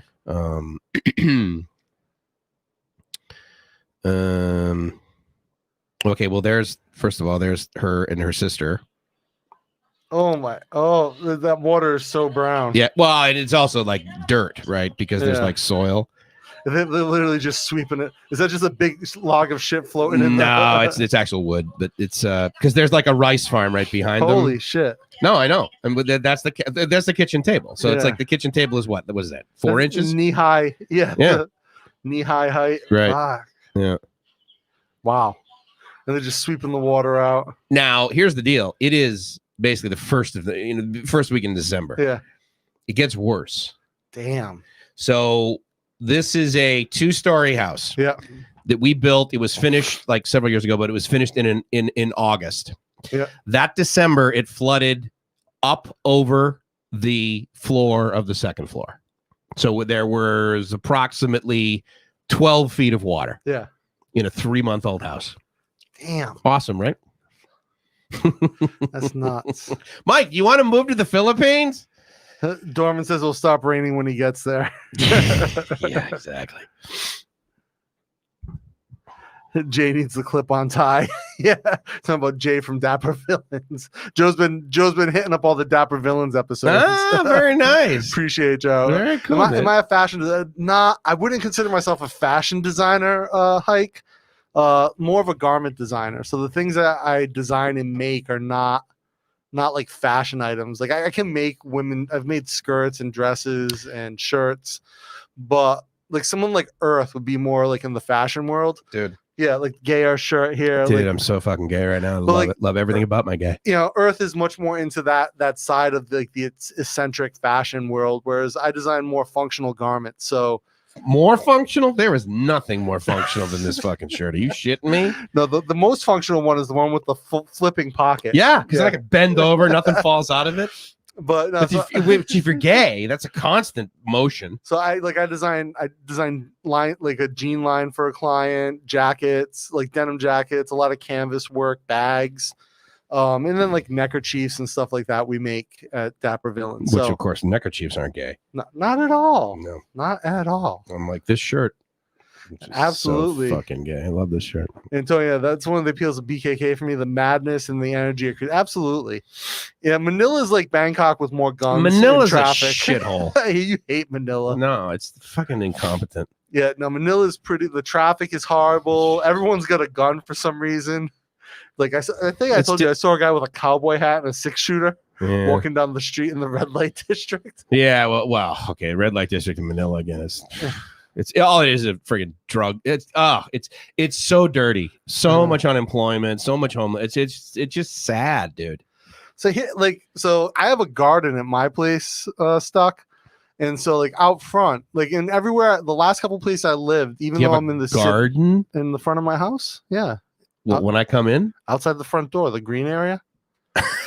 Okay. All right. No, I didn't think it was plants. That's my little garden. I just figured it was pots full of growing weeds. No, I mean, forgive me, but I mean, I don't have the ability to look at that and say, "Oh yeah, that's something nutritious." No, they're green plants. I mean, okay. You know, like we water them, we take care of them. You call that your garden? Yeah, that's adorable. Yeah, that's kind of. I've got the trees out front. Okay. In the pot, like I went and bought those trees. But see, I guess because I guess I haven't lived in a city long enough. Yeah. Because like, I have a garden. Oh, it was like about an acre or something. Yeah. So my grandfather, right, when he had a garden, it was an acre. Absolutely. Yeah. So it's just I haven't transitioned. So like for me, like even so, like when I lived in the penthouse, the whole outside of our place was a garden. Yeah, nice. Right. It was pots, you mean? It was tree pots. Like you didn't put down dirt and like no sod. There was all pots and like there were trees and like we had open. It was open air on the roof. Do you have irrigation? Yeah. Nice. No, we don't here. We did in the in the penthouse. Sure. I was thinking about, can I take my condensation runoff from the air con, which is constant, right? And then put that into the garden. Does it all go in one spot? Does it all end up coming out of one piece of PVC? No, it's like 4 different. Yeah, see, that's a drag, right? Yeah, so I'd have to figure a way to do it. I could probably pay Jib to do it. She probably needs a little bit of encouragement. Throw her a few baht. We've only got we only really run one AC at a time here. Right. Because like right now, like did I tell you? Okay, the day I was over here, I get home. AC's been on all day. You told me. Fuck. And here's the crazy part is I never have 26 is usually the lowest it goes. And I threw it on 25 because I just got out of the shower. All the windows were closed. And I'm like, okay, I'm going to cool down a little bit really fast, put my shoes on, and then I'm going to head over to Dana's. So run ahead 25 all day? And because I left the house at like 7 to pick up the car, cruise over, got here, left you at like 12 something, dropped off the car at 12:30, got home at 1 p.m. Running all day. So actually, yesterday I didn't run my downstairs aircon at all. It was so nice, dude. Windows wide open, fan on. Not humid. Loved it, dude. Up top. I love having no a fan humidity. Yes, sir. Yeah, this was. But the heat though was pretty nice. Like if you went out in the sun, I felt great. And then so in my bedroom I set it to 23 because I like it cold when I sleep. Jesus Christ. Yeah.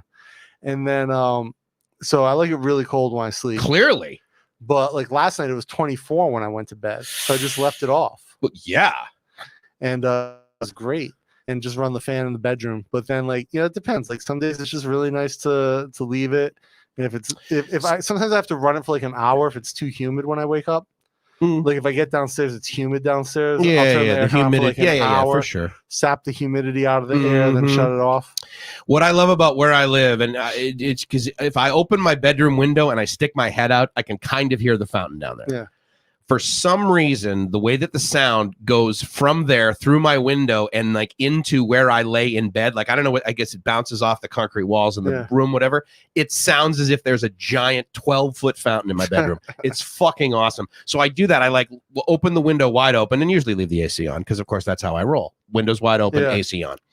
And it just, oh, what a way to go to sleep. I just love it, dude. Love Bangkok. Love everything about Bangkok, even my gayer shirt. In fact, I love my gayer shirt more than I love Bangkok. Hugh says, instead of saying neckerchief, try saying bandanas. Most guys won't be caught dead wearing a neckerchief. Well, what is the other one? Ascot? So they're different things, right? So a neckerchief, an ascot, different levels bandana, of gay. Yeah. Different thing. Ascot's got a certain cut to it. Neckerchief is essentially just a larger bandana, right? And you can tie it around your neck. And I think it's got to have to be genuine. It's got to say LGBT certified on it, doesn't it? Just no judgment. So I mean, just think about we're in the year 3500. We're on Star Trek. Our neckerchiefs are 65 centimeters square. Our bandanas are 45 centimeters. Oh, we'll see. There you go. 20% more gay. Actually, it's 50% more gay. How much more gay can you get? Do you make one? Do they all have like rainbow fabric? Absolutely, yeah, absolutely. Rainbow maple leaves. We do a gay Canadian neckerchief. See, you get me. You know I'm Canadian, don't you? You know, like one of the worst clients I ever worked with was a Canadian. Why? He was just a douchebag. Really? Yeah. Oh, wait, French Canadian? No, he's from Brunswick. Guy owns a clothier shop in Brunswick. Nova Scotia. And it was just like a douchebag to work with. He ended up like paying a Chinese factory to like reverse engineer the mask we make. And like basically ripped off our design. Well, I mean, there's assholes everywhere, right? Yeah, you know, but he's just a scumbag. Like he has a very like Vince from ShamWow vibe to him. I don't know what that means. Like that telecommercial sales guy. Oh, okay, yeah. Set it and forget it. You follow me, camera guy? Yeah, okay. You're gonna love my nuts. Yeah. That guy. ShamWow. Yeah, it's but yeah, no, other than the only bad Canadian I've ever met. It's besides me. But I'm half and half. You're half and half. So I'm a mix. You're a mix. I'm a blender. Yeah, I'm a blender of North America. Did you make Gay Earth made Mike's shirt. Gay Earth is amazing. He's got my other ones. I told you what he says about this, right? What? It's his comfort food. Your shirt? Yeah, making my shirts is his comfort Or is he talking about you? He was probably talking about me because I sent him a dick pic and I was like, "Hey, dude, FYI." And he's like, "Oh, comfort food." He's like, "Oh, well, that's comfort food. I could probably just like rest that on my forehead, bang your nuts against my chin, and make one of your shirts." Is that wrong that I just like went down that path? No, okay, good. One of my buddies sent me a video the other day of some dude walked into a bathroom and there's a glory hole and a dick hanging out. And what? Where the hell was he? He took his lighter and lit it under the guy's dick. Oh, it was a real one. Yeah. I didn't know those things even existed. I didn't think that was a real thing. Right? Yeah. And you and I have been in some pretty shady places. Yes. I've never seen a real life glory hole. I mean, no. What's another thing that I've like that people talk about that I think is just fake, that doesn't, like, riding elephants to work kind of thing. Yeah. You know what I mean, that exists. No, I tell people that's real. Well, it happens in Bangkok. Yeah, all the time. Because, I mean, tuk-tuks are actually elephants. Well, so here's the thing about Bangkok. First of all, the entire country, third world country. 100%. Right, obviously. So, but God, that's good. What's another thing like that I've never really seen or believe that exists, but people talk about it all the time? Oh, I don't know. I know, neckerchiefs. I never thought any real man or any person really. Do women wear those things? Yeah, so there's men's versions and women's versions for sure. Do you make one that looks like a pearl necklace? No. That'd actually be interesting. That'd be like Kleenex, I guess, with like stains on it. Wow, I'm glory holing the shit out of this thing. What's this? That's the glory hole. Where was it? A nightclub? I don't know where it was, but oh my God. Can you imagine? I can't even imagine what that would feel like. So I just showed Mike a video of a guy getting his dick lit on fire So with wait, a lighter. is that just some video that your guy found, or that was his experience? No, my friend sent it to me. Okay, so he wasn't like in a restroom. No, and that's no. it. Well, because I mean, I'm sure like in Manila, it probably exists. Oh. I don't know. Maybe not. I guess they're not really as sexual as say. I shared a story the other day on my Facebook about a Polish member of the European Parliament who's like super right wing, anti-gay, politician who got caught and has resigned from Parliament. He resigned from Parliament after being caught fleeing from a 25-man gangbang. He was part of it. Oh, it was an orgy, only guys, like a gay orgy, 25 dudes. He was part of. Right, but of course, publicly he hates gays. Yeah. Like no one else does that. So I think it was Joe Rogan who said, like, you're only anti-gay if you're either stupid or you're secretly afraid dicks are delicious. This guy apparently found out dicks were delicious and was binging. You know, it's interesting. I mean, literally, I think about it. I'm like, why would I, care? Right? Like, why do what you do? That's like saying, oh, no, you can't do it anything like, you can't do 69. Jesus Christ. What the hell's wrong with you having I mean, geez, it just seems so obtuse. Yeah. And I think it's just because when you and I were born and the way we grew up. Yeah. Someone says, oh, yeah, I'm gay. I'm like, okay, well, I'm wearing brown shorts. Like, I don't know. It doesn't really hold any power for me. No, but there are some people who just remember the Karen from Kentucky? No, who was I only heard the name, the label Karen, like in the last 90 days. No, she was a Karen before Karen was a thing. I forget the woman's name, but I used to just call them twats. She was a cunt. Oh, yeah. She was the head of some public services thing in Kentucky. She was a government employee, and she refused to issue marriage licenses to same-sex couples, despite the fact that the Supreme Court ruled. I was going to say, is it legal in that state? That all gay marriage is legal nationwide, right? So there was a ruling by the Supreme Court that one of the gay marriage cases elevated to the Supreme Court. The Supreme Court found that it was unconstitutional to deny same-sex couples a marriage license. Based on whatever interpretation of the law. But I thought it was up to the states. No. So it made it overnight. It made it a national. Is this recently? No, years ago. You can get married. A gay couple can get married in any state in the United States now. Any state in the United States. Jesus Christ! Why didn't I know for this? Like 6 or 7 years. What? Yeah. Wow. And so overnight this happens, but this woman in Kentucky refused to issue marriage licenses to same-sex couples. Couple, yeah. She said it was against her religious beliefs. I don't give a shit. And you're fired. Yeah. And so, but they couldn't fire her. Right. It was something about the contract, and she ended up getting arrested. Good. Went to jail, and then like all these right-wing Christian groups came out. Jesus Christ. And like I think she was a speaker at the Republican National Convention that year. Shocker. Yeah, right. But yeah, they were like, "Oh, you defended family values." That's too bad. Yeah, I forget what the woman's name was, but yeah, it was Kentucky. I remember that. I think it was while I was living in Ohio. Really? Yeah. Okay, wait though. When was it when like gay marriage was like allowed in say like Massachusetts, maybe California, but like not Texas? When was there that thing? How long ago was that? Was that long ago? Yeah. I thought it was just in the last like 3 or 4 years. Let's ask Siri. Hey Siri. When did gay marriage become legal in the U.S.? Okay, I found this on the web for when did gay marriage become legal in the U.S. Yeah, here we go. A timeline of. Oh, nice. We've got a timeline. What the fuck is this? Well, it's a solution by Siri, so obviously it's incorrect. Could not be found. Yeah. And where did? Hey Siri, when did gay marriage become legal in the U.S.? Apparently, we know. I found this on the web. We'll go to Wikipedia. That should open. Same-sex marriage in the United States. One state in 2004, all 50 states in 2015. 2015. Okay. Yeah. 5 years So ago. about 5. Yeah. 6 years ago. Yeah. Yeah. Well. Yeah. 5-ish. We're in December. We can go 6 years. Yeah, so MedTech, he's British. He can wear a neckerchief without a hint of homosexuality. Well, he's British. Yeah. He's gay. Yeah. I mean, unless he wears it with tweed. Yeah. You know what's funny about Britain, right? I mean, if you look back historically, I mean, that used to be like the most powerful nation in the world. Yeah, like hundreds of years ago. Yeah. Well, look at us now. You think it's going to last forever? No, I think we're on the down. Jesus Christ. We're on if the we wrong don't side see of the that curve. coming, you know. Wrong side of the bell curve. But you know, it's interesting though, if you think because you know, and we left right and started our own country, or not we, but Robert Mack in Asia. He says, "Good evening." Where is he from? In Asia. It's evening. It's probably just his handle. I think he's in the U.S. Actually, I think he's in. Oh, okay, that would make sense. Hmm. Because if you're an Asian, it's evening. I'm wondering where. So if a new country starts, let's say that like we follow the model. Oh, Token Nomad said she was an elected official. I thought she was an employee, not an elected official. Token.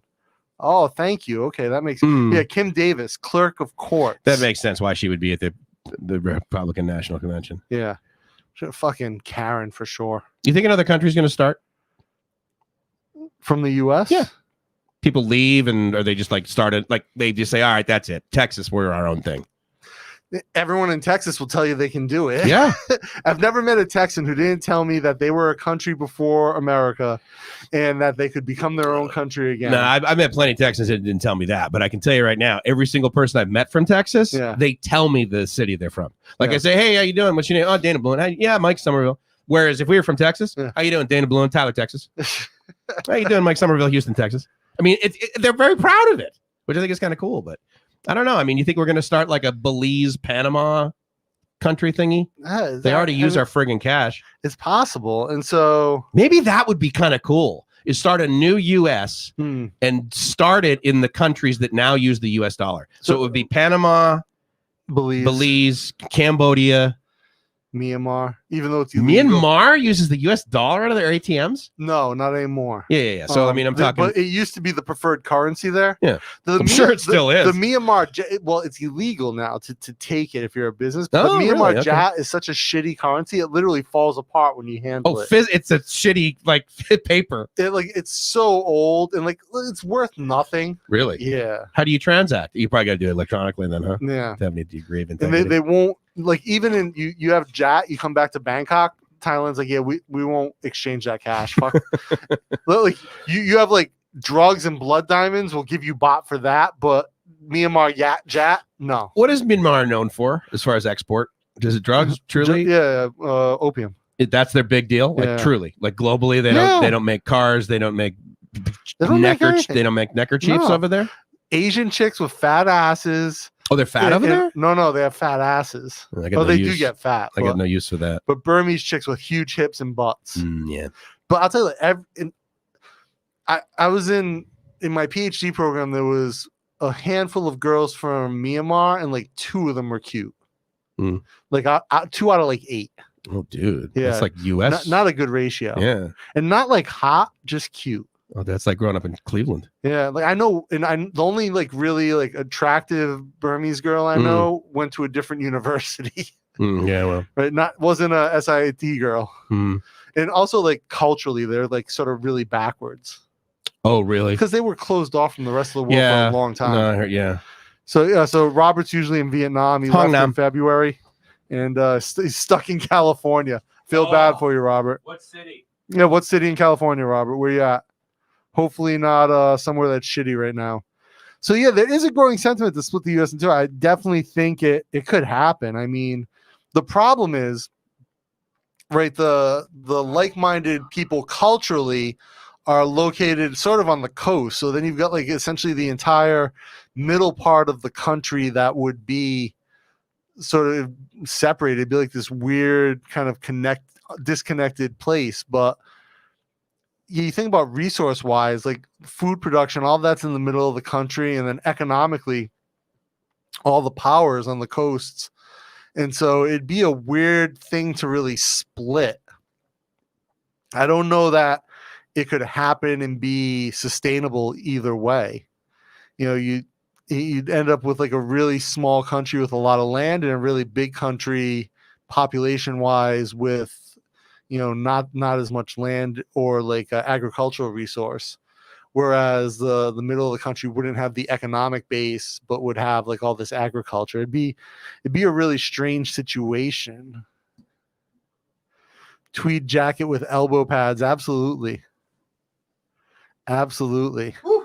Yeah, you know, the elbow pads are a strange thing. Where's he from in California? Okay, he didn't answer yet. Oh, maybe he did. Let me see. I'm pretty far behind. South Pasadena. Oh, okay. Where's Pasadena? I don't know. L.A. Northeast. Okay. North of, in other words. So, dude, you know that hole in the wall in your restroom where you stick your dick into pee? I've always wondered why that was there. Well, as it turns out, not only is it a place to pee, it's a dick warmer. And it happens very, very quickly. So I want to let you know that video is 100% accurate.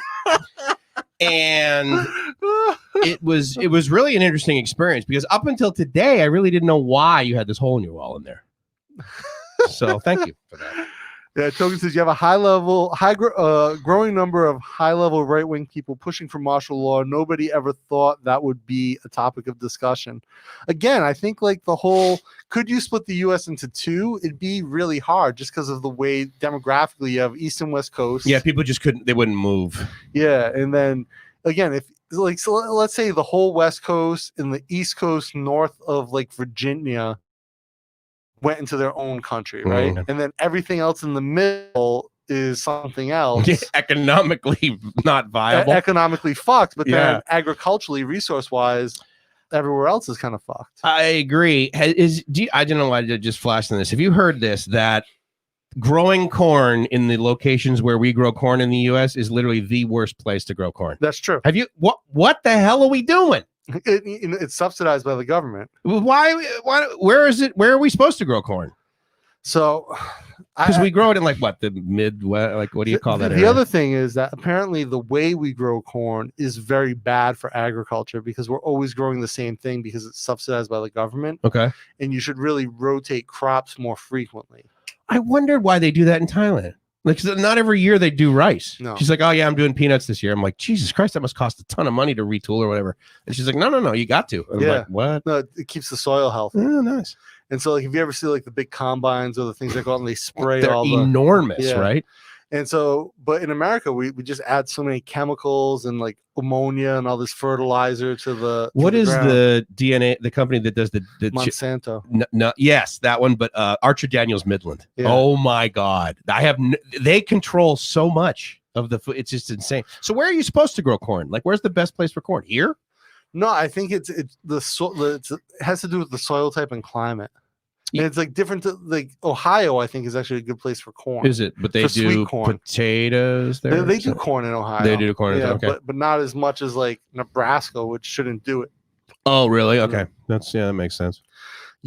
Cuba uses the US dollar. Really?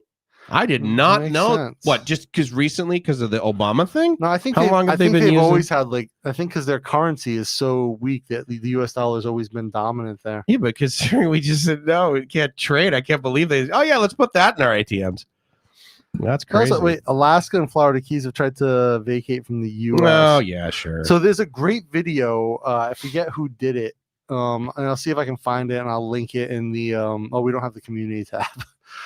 Yeah, I know, right? But there is a great video about a place in Washington State it's the tip of a peninsula in the Sound. Oh, yeah, that one you were telling me. You got to like cruise through there to get to Canada. Yeah, and so their only land access to the U.S. is through Canada, and so there's a movement, like a guy who lives there, trying to make it so that this one town can become Canadian, and it would just change their access to everything. And so like if anywhere was gonna like become part of somewhere else, I would imagine it'd be a situation like that. But yeah, I could see the Keys for sure being a place where they could say like, hey, we want to be our own thing. And then like they'll cut that first bridge off and they die, everyone dies in like two weeks. Like, where are you gonna get electricity, sport? I mean, it's just like, you're not generating. Where are you gonna get fresh water? Because I'm sure you're fuck everything. You don't want to desalinate. No, they're not like, oh yeah, let's just use desalinator. I mean, they're so tied to again, just shows you how crazy this year has been. Absolutely. Oh yeah, for sure.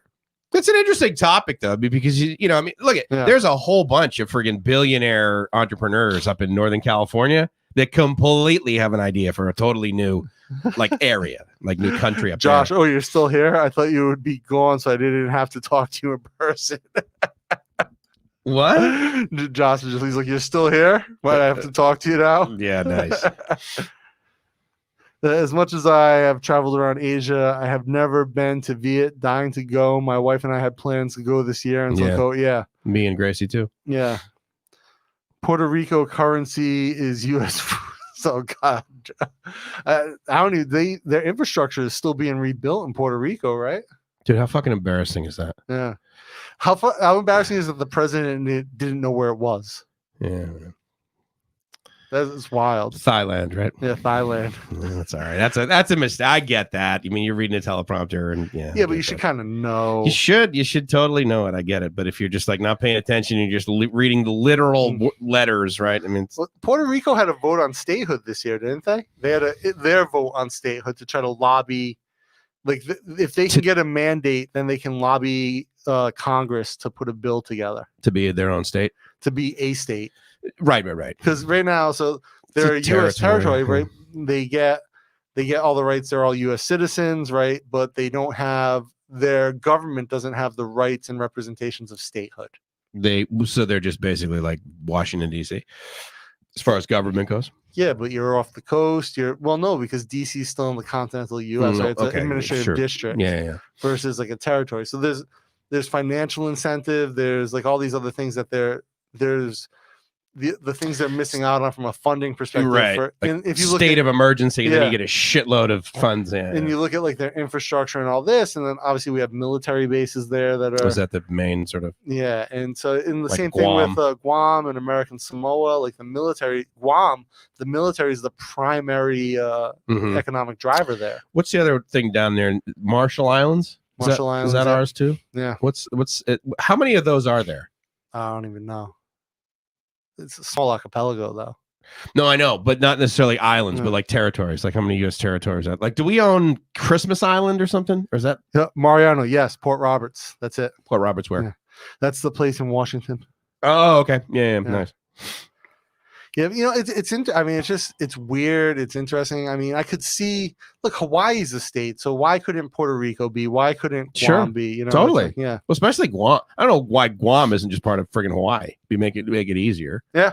You know, but it's pretty far though. Yeah, I mean, each of them is a third of the way here. When we can travel again, I definitely intend to visit Guam. Here's the cool thing about that is that there is a direct flight from Gracie from Manila to Guam. Yeah, and it's like 4 hours, bro. Yeah, it's cheap. That'd be so cool. It's cheap to get there. It's fucking expensive to get the hell out. You could never go to Guam. Like, to go to Guam from the U.S. is just cost prohibitive. Oh, right? Well, it's not that. No, I mean, it's no more. It's over $1,000. The flight from the. But I mean, what do you think I just did for the last 7 years, commuting back and forth to here, dude? Yeah, but I mean, if you think you're going to like a U.S. territory and it's a long flight, right? It's like, like, especially if you're Midwest or East Coast, you're flying to LA, you're flying to Hawaii, you're flying to Guam. Yeah. Versus here, you go to the Philippines and boom, Guam. Well, from here, it's like $300 round trip. Oh yeah. No, absolutely. Yeah. I mean, it's like in fact, I think Air Asia, it's one of the few flights where they actually have lay down seats. It'll be vote on in 2023. So Joe, you're talking about it will be voted for Puerto Rico, for like the Congress will vote for Puerto Rico, or Puerto Rico will vote again. Big news is the House passing weed legalization and expunging many convictions that resulted from the fake war on drugs. Sadly, it won't pass the Senate. Yeah, that's going to help the U.S. Georgia, right? If Georgia helps us out and gives the Senate to the Democrats, then would be good.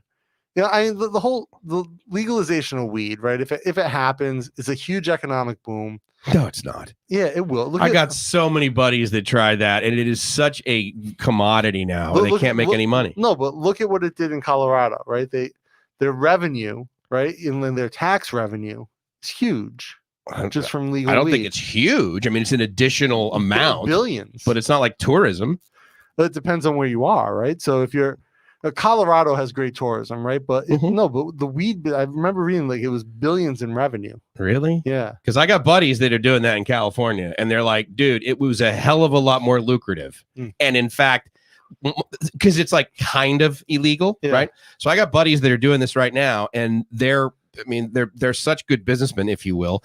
Is that they're stockpiling so much of their cash because they're afraid that once it really becomes legal, they're going to have this massive tax liability. So that's actually one of the things that California has done really well is that you can go and I have a friend who runs an extraction business in Mhm. California. Yeah, right, And right. he's making millions doing just Is he? extractions. Yeah. Okay, maybe And so- that's the money then. And so he's putting his bank has a system set up because he can't legally pay federal taxes. Right. So his bank has like some type of account They keep where he it, can yeah. keep his money in. Sure. So when federal taxes come around, Then he's like, here it is. Yeah. It's all been set aside. And this is estimates based on what it would have been for these years. Well, good for him. I mean, I got buddies that did the dispensary thing, and they're just like, dude, it's like owning a fucking 7-Eleven. Well, yeah. So a dispensary, yes, is like owning a 7-Eleven. You no might, money. you might do 4% markup. Yeah. It's just like fucking So- God. It was better selling it on the But street. if you're wholesaling, I mean, you're creating the other thing in California because they've had such like a headway on it. It's really made, you know, they have super high quality weed in California. Do they? And like the edibles in California are just ridiculous. I should ping him. We may have to like, you know, get pixelize his face or whatever. But I got a buddy who lives here that I knew from San Diego, and he actually has like an actual farm. And he lives here in Bangkok. Okay. Over on Ekamai. And so it'd be really interesting to talk with him about that because He has a farm here or he has a farm there? in the United States. Okay. And I can't remember, it might be in California. It might also be in Colorado. Remember, Bear said he had bought land in California thinking he was going to be exactly. a Yeah. weed baron. I got buddies doing that too. And it's like, oh yeah, right. Because like no one else has land in California. Well, it's a fucking gigantic state. If you grow weed, right, it's like being a farmer. Like being a farmer anywhere Oh my God. economically isn't a great. It is hard work, dude. Oh. And you get one bad crop. You're Oh my fucked. God, game over. So anyway, I But should get him think on this this show. is the biggest thing, though, that if you expunge the convictions of people who have only weed convictions, Mhm. right, it'll make a huge deal for those individuals, right? Because if you're a felon, right, if you have a conviction, Is it a felony? It can be Okay. possession. Depends on the amount, Did not to distribute. Yeah. right? And like if you have, or like if California has like different tiers, right? If you've been, California's drug laws are a little weird. Like if you get arrested certain amounts of times, it's a different weight than other things. 3 and- strikes. Yeah. But I mean, other than that, like say you get like you've been arrested for like weed 2 or 3 times, all of a sudden a smaller amount is a bigger deal than Yeah. So Sure. yeah. So again, it would make a huge difference for those individuals. I wonder how many there are. Millions of people who have only. I've read something about this. This was a couple of years ago, but it was like in America, like millions of individuals have multiple convictions for only marijuana. I wonder how many. You know how many people are incarcerated in the United States? Is like 100 million? No, it's not that high, right? It's not a third of our fucking population. I think mean, it's almost a third. Is it? Hey Siri, how many people are imprisoned in America? Okay, I found this on the web. Is that all it does? Give you articles? It doesn't give you an answer? So that depends on what you ask it. Because Google always gives me an answer. The primary form of punishment, 2018, there were 698 people incarcerated per 100,000. Okay, so multiply that by 300. 2.2 million Americans have been incarcerated, 2.2. which means for every 100,000. Okay, so just like, wait, what? It's got to be more than 2 million people that are in prison right now.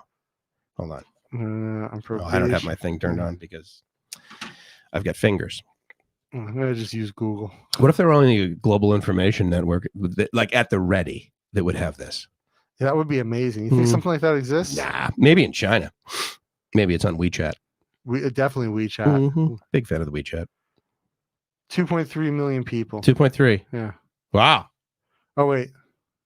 Yeah, so there are 9.8 million prisoners in the world. The U.S. makes up 24.7%. Okay, so we have 2.3 million people that are a total. Yeah, right? Incarcerated. So you got to figure what percentage of that is like pot, probably 20. Yeah. Yeah. Wonder how many murderers there are. I guess it depends on the state. Yeah. I don't know. I mean, I get it. It's not like it's as bad as like cocaine or that sort of thing. But I got to tell you, man, if there were drugs like that I could have bought at 7-Eleven when I was using, I'd be dead. Cocaine, I mean. Cocaine. Well, because I don't know how you OD on pot. I mean, don't you just, well, once you've had enough, you just fucking fall asleep. Whereas if you OD on cocaine, well, then you look like me. Spoiler alert. Have you ever OD? I've never been to the hospital for it, no. That's not an answer to the question I asked. Yeah. Probably, yeah. Probably. Well, okay, so there was this one scenario where I like grabbed my heart and I thought I was gonna fucking die, and then I laid down on the ground. Oh, you told me that, and your friends gave you a drink and some more Coke? No, they wanted to give me 911. I literally And you said, yanked no, the don't. phone out of the wall. Do not call. And then about 30 minutes later, I got up and I found some alcohol and some more Coke because that's the best solution. That's the best solution. Ooh. A little bit down, a little bit of an upper. Yeah, you got to level out. This is a huge indoor grow operation in Arizona. Only way I know his tenant was a clipper of the buds. Oh. So when I was a telecom guy in Rhode Island, I was building out Cox's mobile network. And I was doing, this is probably like the greatest year of like employment I had with Cox. I was doing a lot of rooftop installs. Nice. And so, like, you know, they've got all the cell equipment on the roof. I'd go up and cut in the Metro E equipment. Yeah, nice. And there was an old place in Providence called Capitol Records, which was like a paper record storage facility. Okay. And they had gone out of business because paper records, you know. Yeah. And it was this old brick building, beautiful building, no windows, but like, you know, they were all like bricked up. Storage place. Exactly, yeah. But it was Temperature a control. cool building. And like these ramps that went up and down everywhere so you could move stuff. And they had like little carts on rails. Nice. And we had an install going in there for Metro E. They had a cell site on the roof. And so I show up, my little like Cox Ford Escort hatchback. Oh no, I had the at the time I didn't have the Escort, I had the Transit. That's the little cool two-door van. Transit. And then you started making YouTube videos about how to live in it. Yeah, exactly. Van life down by it was the little like two-seater Transit. But so I show up there and I go to do the install, and like there's a gate with an armed guard. Okay. I'm like, the fuck is this? Yeah, right. For paper? For a building that it's not even in use as far as I know. Okay, empty, yeah. And so like I show him like, hey, I'm the guy I'm supposed to be doing the cell site. I got my Cox with me. Yeah, I got a ton of Cox. Yeah. And he's like, oh yeah, you're on the list. Hold on, lets me in. I pull in, park. Yeah. He's like, all right, go inside. There's no photography allowed. Huh? And you know, I'm like, well, I gotta take a photo on the roof. He's like, oh, roof's fine. Just can't take photos in the building. Okay. And so actually I had to end up going to the roof and the basement. So he brings me in, and they're putting in the lights in the tanks for a hydro grow facility, indoor grow facility. Really? Yeah. And so it was going to be like a state-run grow facility. Wow, interesting. In Rhode Island. Yeah. So yeah, I go up to the roof, I do my install, take photos. Right. But whenever back then, I would take photos like on all the roofs I was at. Yeah. Some of them better than others. Oh, sure. And then I had to go into the basement. The basement was pretty dank. It was like Is that where the fiber came in? Or yeah. And so I had to go down there, cut it in. But you know, other than that, it was like just an old building. It was just, you could tell it was very easy to move shit around. So that's probably why they were there, because cool. It had the carts you could just go wherever with and load it and move it. Did it have like the rails like in tunnels, like when they have like with coal mining or kind of thing? Really, that's kind of cool. Yeah, and the carts were like super advanced. So they had like little electric motors, and they had a handbrake. Wow. Yeah. Did they have paddles on the steering wheel, and they offered them for free in Bangkok? Only turned 60 degrees. So here's a question.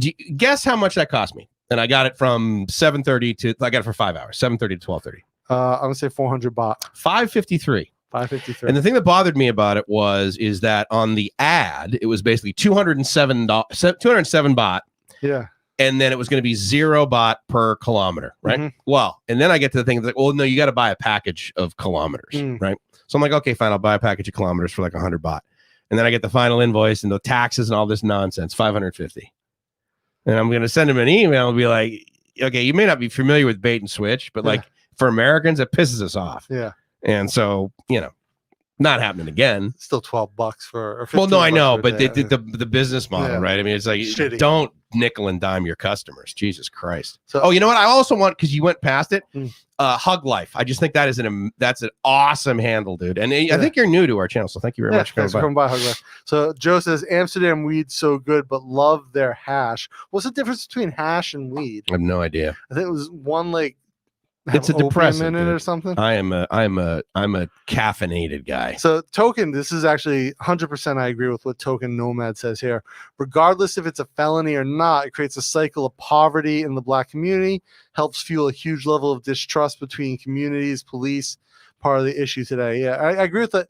It definitely creates a cycle of poverty, because once you're arrested, right, it becomes much more difficult to obtain employment. Oh yeah. And I mean, not just necessarily pot. He's talking about the whole incarceration system. Yeah, no, I mean that needs some fixing, but for sure, it's very profitable for certain organizations, so therefore it will remain broken.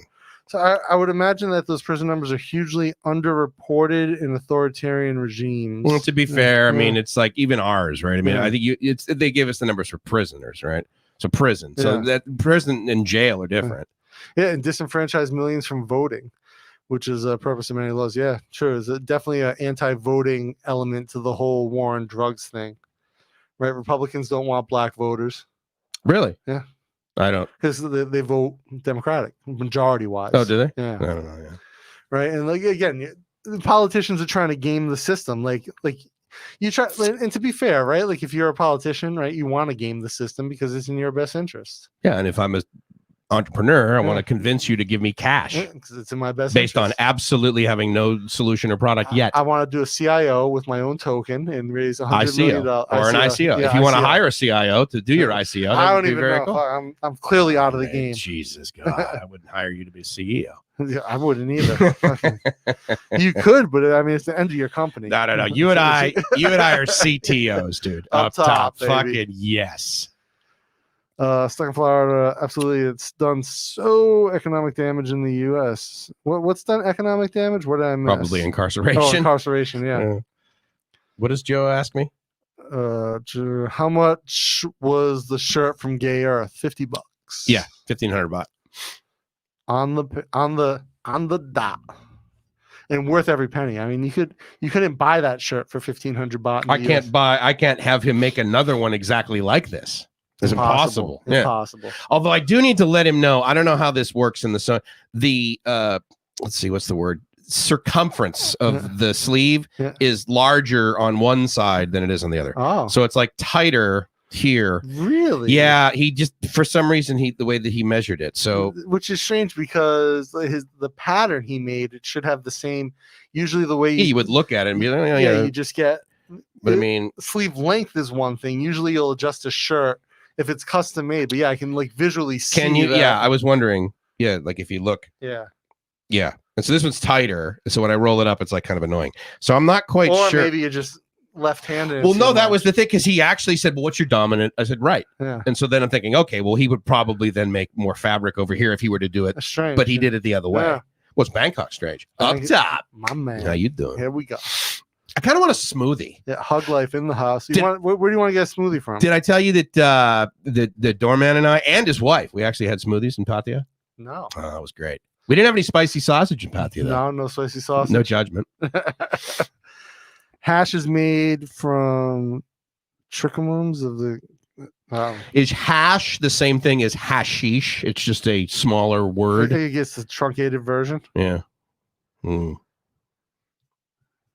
So I don't understand. Some people really believe in supernatural beings such as Santa. There's an insurmountable disconnect between believers and non-believers. So it's funny when my son was young, right? I made a point to tell him like, there's no such thing as God, right? Science runs, Wow. Okay. science is logic, and he had no problem believing that. Of course not. You're his dad. Try to tell him that there's no such thing as Santa, though. Right. He'll fight me to the death. Sure. No, Santa's real. I'm like, no, I buy all of your presents and give them to you. No, Santa. Good. I'm like, good for him. So I mean, I support that. He was willing to argue with me, which I appreciate. Right. But it's kind of funny that he was like, no, Santa's real. Santa's real. But God, I get it, Papa. There's no such thing as God. Santa, though, you're wrong. There's no such thing as your God for me, is usually what I say. I have a version of something that exists, which is basically energy, the way I sort of, in the universe. But yeah. At the end of the day, I stayed sober 28 years by getting on my knees and talking to my mattress in the morning. So I don't give a shit what people say about Really? God. Yes. Talking to your, like, were you just like praying to something, or like, Yeah. how's it? I wonder about that. Like, a lot of people look at AA as sort of like sort of Christian cultish. Yeah. Well, especially here. I mean, dude, Is it here? I mean, do No, people no, look no, at no. it like that here, or is it like Yes. that here? Those of us that are of my look and vintage, we don't necessarily. There's this constant discussion in AA about the fact that it's a spiritual program and not a religious Well, one. that's what you've told me before. And that's fairly accurate, and it's even more accurate in the United States. Yeah. However, like I was having this discussion with a guy the other day, there are some meetings in the US where the way they end it is they say the Lord's Prayer. Yeah. And I'm like, that's very single or multiple, but basically religious based. Yeah, Christian, right? With pretty much Christian and Catholic. And so, but the Serenity Prayer, one could argue that's fairly generic. There's some guy that made it. Reinhold Niebuhr is the one. It's an AA thing by itself. Well, it's the first sort of interface I had with that prayer, but it's not necessarily like we don't blame AA for bringing that to us. Yeah. One could argue, well, where did the 7-step prayer come from? Well, it came from the 7-step in the, okay. So that is an AA prayer. Okay. Yeah. 3rd step prayer, that sort of thing. But as far as like, Serenity Prayer, I mean, there's plenty of people that have never even heard of Alcoholics Anonymous that have the Serenity Prayer like in their bathroom on a piece of wood or something like this. In their bathroom. Huh? You know what? It's funny. I think that's more in the US. Like people like especially in the Cape. Yeah. Right? Like in Cape Cod houses, like there'll be plaques of things in the restroom, like pieces of wood with like a saying on it, or like pictures of seagulls or poop. Naturally. A lot of seagulls. A lot of seagulls. Seagulls produce a lot of poop. They do. I mean, it's just like it's all in the sand. It's what they do. And but I'll tell you, it's one of those deals where you don't show up in things like AA because you got drunk one night. So basically for me, like certainly when I showed up and there was a solution other than buying more cocaine, I was like, I don't give a shit what you guys tell me to do. I'll do whatever the fuck you tell me to do. Absolutely everything. Anything. Well, I as far as I know, you're the only like person I know in AA.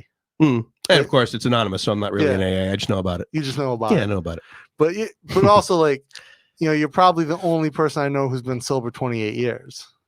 Yeah, the sad reality is that statement is applied to me way too often. Yeah. In the sense that I'm disappointed that not many people stay sober this long. So one of my friends we had a conversation recently. He's like, AA doesn't work.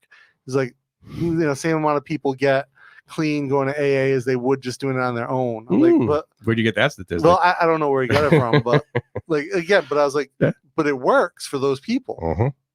Right. So what is it? I mean, if it's 2% effective, right? Which is much more effective than that. But yes, okay. But if it's 2% effective, sake of argument, it's effective for 2% of people, right? And then, like you told me, like you don't pay for AA, you just show up. Not really, no. You donate such that the costs are, but no, for the most part, it's literally free. Yeah, like you don't have to give them money. No, right? absolutely not. But if you go to rehab, it's not free. Especially in Southern California. Unless you go to like prison, that's technically you're paying some other way. There's a big cost there. Yeah, but there's some holes in the wall with some lighters behind it, I think, in prison. That's your payment to get sober but again, there. Like let's say it's 2% effective, right? And it works for 2% of people. Yeah. And like I say, if 2% of people, I mean like people like you who get clean and stay clean. Right. And again, it's 2% success. I'm okay with something like that. As long as I'm look, here's the deal, dude. Based on a couple of things that we have with us, meaning our brains, our abilities, arguably you and I are in the top 2% of other stuff too. Maybe earners. Yeah. Right. I mean, globally. Sure, right. Yeah. I mean, but not top 2% IQ. Yeah, that would be. Then we'd be socially inept. Yeah. There's definitely a lot of people out there way above me on that level, and I like to be around those people. Yeah, right. Yeah, you hired them. Yeah. But the point is that you and I are in sort of that classification. So the fact that it only works for 2%. Well, you know what? I don't give a shit because I'm in the 2%. Well, here's like I said, but it's higher. How high do you think it is? So here's the problem is that the estimates are around 20%. Yeah. Okay. But the problem is that, like, for example, 20% that are like you. They're successful. Yeah. That have and unfortunately, medically, the data that they have, like whenever I go into a doctor and they're like, write down, like, when did you smoke? When did you quit smoking? Do you drink? No, why not? When did you? And I put down my sobriety date. The first time I'm seeing a doctor, he looks at it. He's like, what? Yeah. No. He's like, you are literally the only patient. I had a doctor at Kaiser Permanente. He had 4,800 patients. He was the only one who was sober long term. Wow.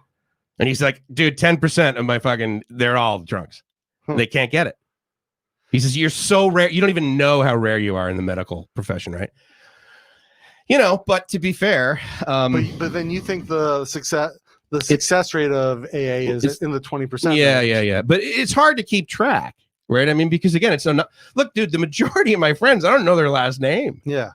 Well, certainly all of them here in Bangkok. That's the anonymous part, right? Yeah. I'm Mickey. Yeah.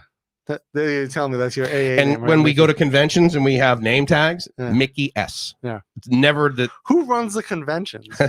This is So yeah, who runs AA? well, because you told me no one runs. No one AA, runs it. No. right? But then who does the conventions? There's a board of people that get together Yeah. and they plan all the things. And so just the conventions. yeah. They're not involved in like some type of like AA infrastructure on top of. Oh yeah, no. A lot of times the people that will be part of the convention are also part of their local group, and they make coffee. But they're part of their local group. They're not, there's like no national AA. Oh yeah, no, there is national. There's an office in New York. Okay. And that office, along with an additional sort of arm, does the conventions. We have a giant global convention every 5 years. Mm-hmm. Or they do. They tell me they do. Not that I've ever been to a meeting, but yeah. I mean, it's run from a business perspective. It is unexplainable why it works, because there's no real leadership, and there's and that can be disappointing. I've been on, boards and things that are, I mean, in other words, the board of this one organization, like for an entire city, like all of San Diego, right? And there are people that volunteer and they're on the board, and someone's a treasurer, and they have absolutely no business being a treasurer. They just happen to be a sober alcoholic that decided to do it. And they know they can add 1 + 1. Yeah. But they're like, debits. The fuck is the word? Stuck says the episode Bloody Mary of South Park was hilarious. That with AA and religious beliefs. Anytime South Park does religion, I love it. It's absolutely. It's so good. Yeah, so it's awesome. I'm gonna check it out. Yeah. Medtech says he's never been drunk. Don't know if he's missing out, but he doesn't have a hankering to try it. No, you're not. So again, there's a fine line, right? Because alcohol as a drug to me is pretty fantastic, right? Because there's this threshold. You can have 2 drinks, right? I can. So you can't. No. Right? And like you said, it's a bottle is a serving, right? Mm-hmm. So I don't stop. For me, right? For the average person, what we call a normie, I can have 1 or 2 bourbons. Yeah. Right. And it relaxes my inhibitions. Right. And it allows me to see things a little differently. Yes. Now, if I have a 3rd and a 4th, I'm not in the best place. You feel different. You're like, oh my God, I'm definitely consuming more of this than essentially I should. Yeah. Because in other words, that's the body's reaction to, dude, I cannot metabolize this fast enough. Exactly. You need to, And for me, that's your indicator to I'm stop. really sensitive. And I know that if I have 2 drinks of this strength, I'm good. Yeah. And I will enjoy the remainder of the evening. Right. I can have some water or whatever else I want, and I'm okay. And if I can only have 2, I will literally set fire to people's families to get more. Yeah. People laugh at these things that I say I will do if I can't get alcohol if I'm drinking. Yeah. Again, that's just me. So do I think you're? Well, you should laugh. I think. Do I think you're missing out? I don't know. It depends. If you can drink 2 and like enjoy it and be comfortable and relax with it, yeah, you're missing out with a little bit. But if you can't, and you can only drink 2 bottles before you pass out, and then wake up hungover and dehydrated and not feeling great, you're not really missing much. No, I mean, again, hungover is the result of basically doing something to your body that it simply is not designed for. It's over the top kind of thing. Yeah, better off without it. Yeah, I mean, necessarily. This far, if you've gone it and your life is fucking on, dude, clearly. If you've got no desire for it, don't do it. It's not a value add. So Token Nomad says he only drinks spirits, never touches beer. I find beer makes me a bit gassy. Beer is disgusting. Beer smells like the urine in the bar restroom where everyone's been drinking beer all day. So I would say there's no alcohol in beer too. Some beer can be pretty good, right, if it's done well. No. Jib and I have been getting this drink from I guess it must be like a malt liquor. It's a Japanese company called Suntory. And they make these fruit flavored drinks. Dude, they're peach. Fruit. It's like 3% alcohol. Okay.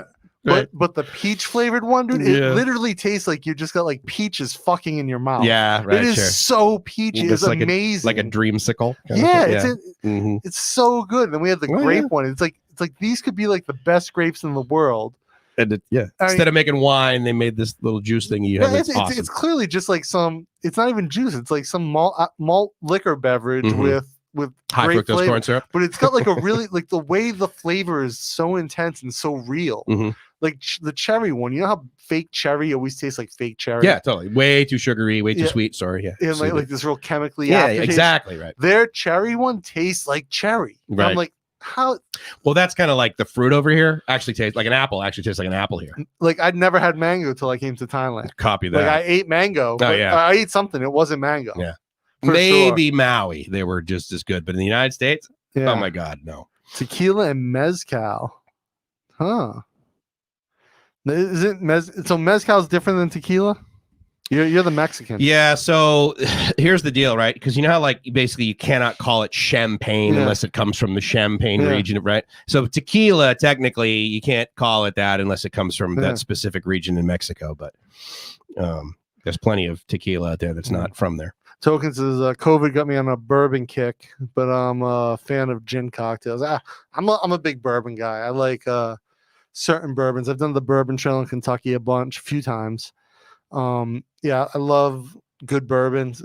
The Eagle Rare is one of my favorites, Eagle Rare 10, and then Woodford Reserve, another really good one. But again, like I don't drink a whole lot. I do like to make old fashions. You seem to really like black cock. I do. I mean, no judgment, but that's the coffee. I do really enjoy a nice stiff black cock. You know, every now and then. You ever go at it with like a lighter?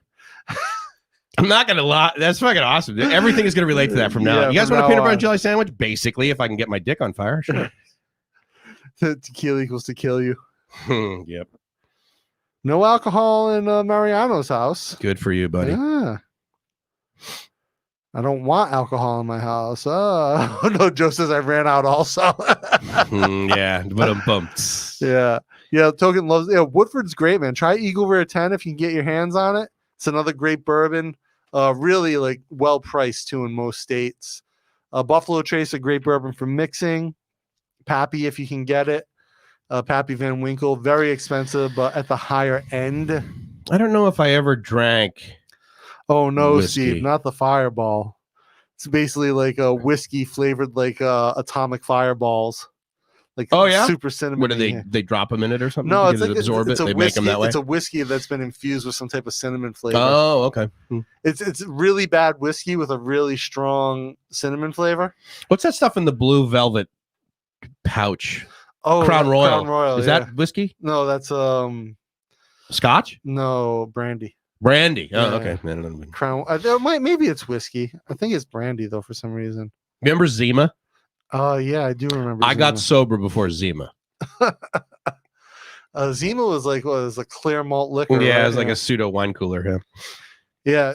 Go to an old fashioned with Buffalo. Actually, Woodford as an old fashioned is great because Woodford has that caramely taste to it. So if you make an old fashioned with Woodford, fantastic. And actually, last time I had old fashions with my buddy, I took about like 12 grams of coffee, finely ground. I poured with a paper filter the bourbon through the coffee. And picked up a bit of coffee flavor, then made the old fashioned. What is it? What's an old fashioned? It's old fashioned, really simple. It's a sugar with some bitters, a bit of citrus fruit, and bourbon. Oh, bourbon is the main. Okay. Yeah, I would just drink the bourbon because, of course. Yeah, because why would you add anything else? No, it's like people would be like, "Oh yeah, give me a scotch and soda." Soda? What the fuck is your problem? Why don't you give me some cocaine with some baby laxative? Actually, you know what? Gin and tonic's a great beverage as well. But again, why would you add tonic? You know what? That was my first drink. I was 15. Gin and tonic? Yeah. I think my first drink was I probably drank one of my father's like Heffenreffer malt. Oh, liquors. I had like tasted like I'll never forget. I mean, I reflect back on this when I was a little kid. My dad would have like a bottle, like a scotch or something. Yeah. I would taste it and be like, "Oh my god, you have to like force yourself to drink this. This is horrible. I'll never drink this." What's Bacardi Light? Isn't Bacardi rum? Yeah. So it's like a light rum. Mm-hmm. Okay. Yeah. Bacardi.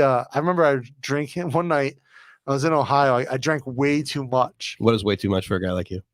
Like more than 4, but like I was 4 drinks. Yeah. But I was drinking like a lot. Like then what happened was we were at a bar beforehand, had a few old fashions, and we went for dinner, and I had a couple drinks with dinner, and then a couple after. Okay.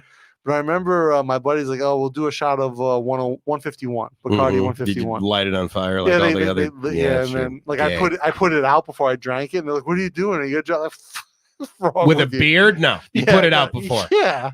And my beard was crazy then. But yeah, well, wouldn't have been that way too much. And I remember I had like a fish and chip dinner. Ooh, on the way out, that is Yeah. not smelling good. So get back to my my buddy's place where I was crashing with. I remember like I fell asleep on the floor for a minute. Okay.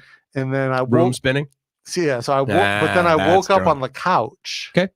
Later, and I went to go to the bathroom, and it was just like puke all in the hallway of the bathroom. Nice work. I'm like, oh, what the fuck happened to Rich? And I look down, and I'm like covered in puke. Attaboy. Like, oh, it wasn't him. Yep. So get a mop, start Oops. cleaning it up. You know, I didn't even make it to the bathroom. It was just clearly covering the hallway. Yeah, well, I had tricks for that. I always had like 2 or 3 buckets near my bed. So what's this? Oh yeah, so the token says the cinnamon and the Blue agave, and the fireball gets them. Yeah. So tequila is only made from blue agave, but can be blended. Mezcal is only agave, but can be many varieties. Okay, got it. So tequila is only blue agave, and agave is what, a cactus, a cacti? I can't remember. Yeah, pre-Zima. Yeah. Was there an era before pre-Zima? Yeah. Best bourbon is Remy Martin, 1738. The 80s.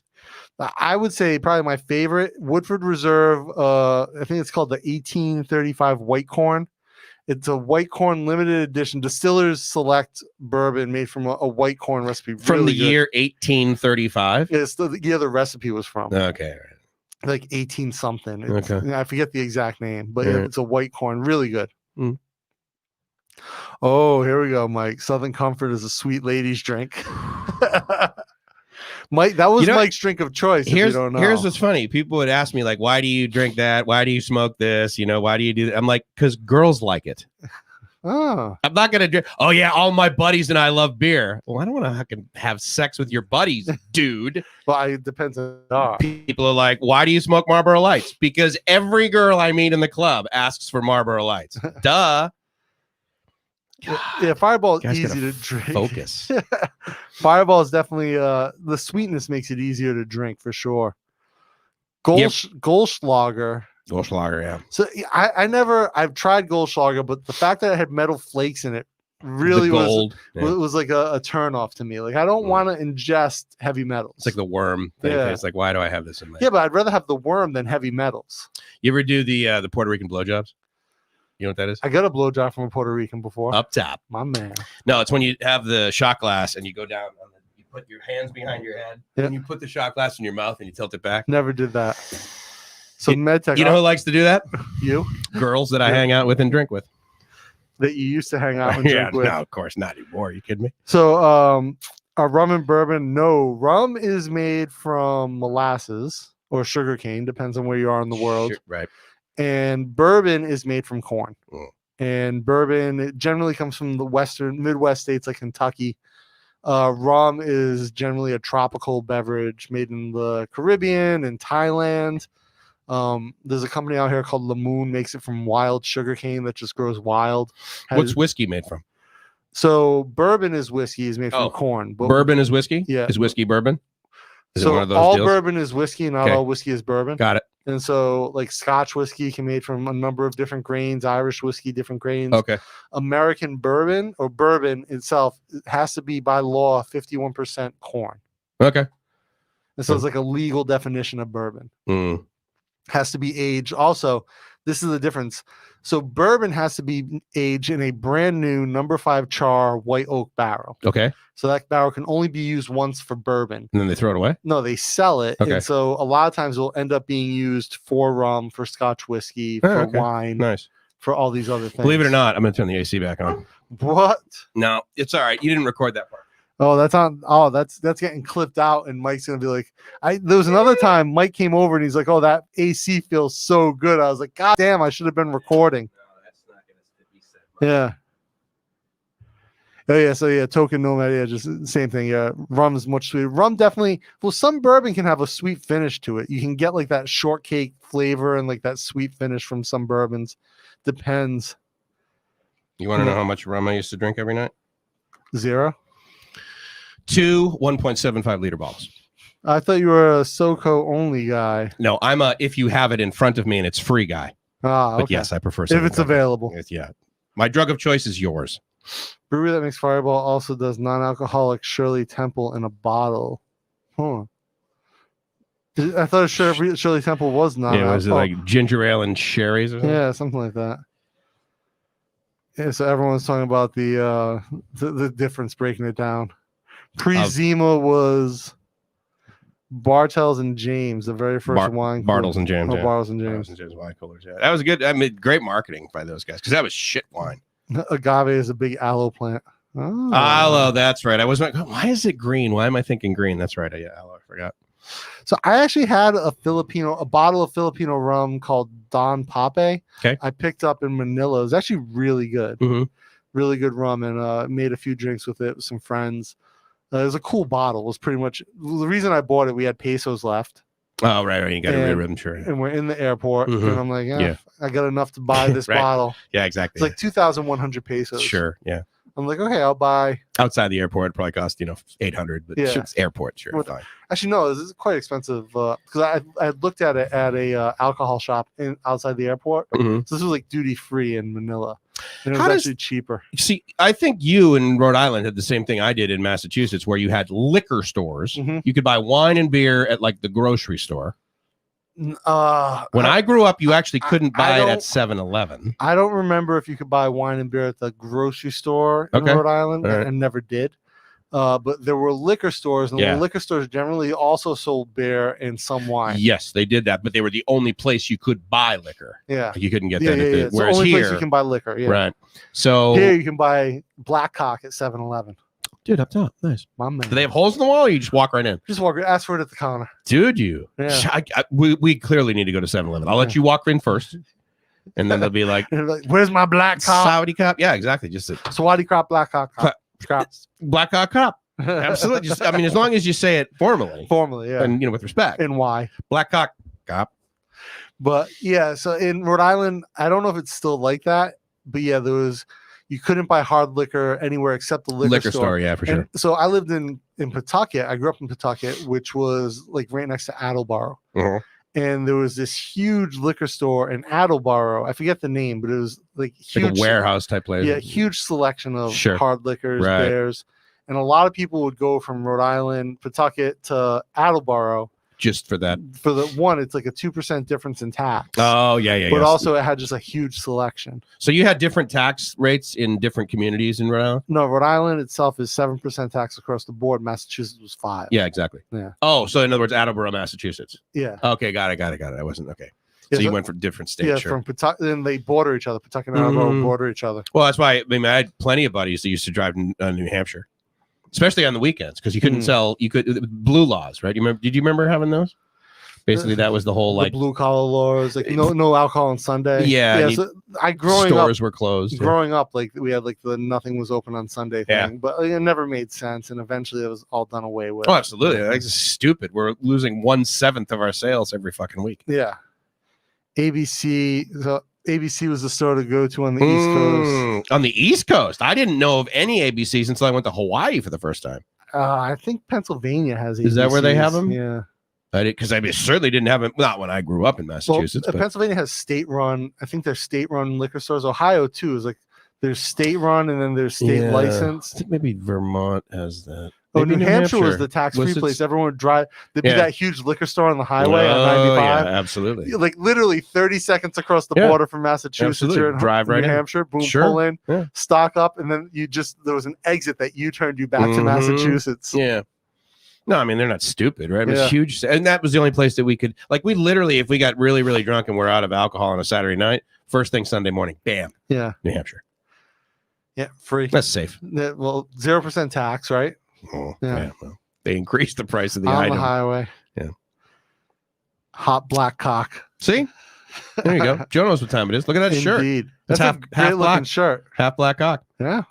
Did you put the new logo up on the website? Like, how's that working? The new logo shirt's up there. A bunch of stuff. So I've got a 555 logo, BS Life logo stuff I got to put up. I haven't made it live yet. Okay. So next live stream we do, I'll probably announce that those are live. Those are dropped. When do we do live streams during the week? Tuesday or Wednesday? Wednesday. Okay, hold on. Because I'm flying. Hey, when are you flying? Where are you going to? Phuket. So my next job is my next job. Your next job? Are you working now? Yeah, exactly. My job of vacationing.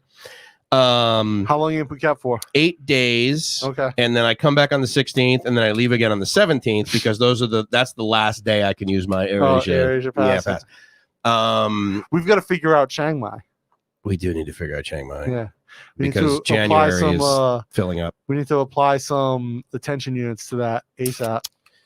What are you filling up with in January? What do you got going on? Well, travel, dude. You got to remember, like right now, it's free. Yeah. And not only is it free, if I book it 21 days in advance, Jesus Christ, they're giving it away. And here's the other thing. All you got to do is go to Agoda, look around, make some things. Don't make a reservation. Close it. One day later, they email your inbox with a 85% off. Yeah, we got to plan January because Krusam, the teacher up there, is waiting for us.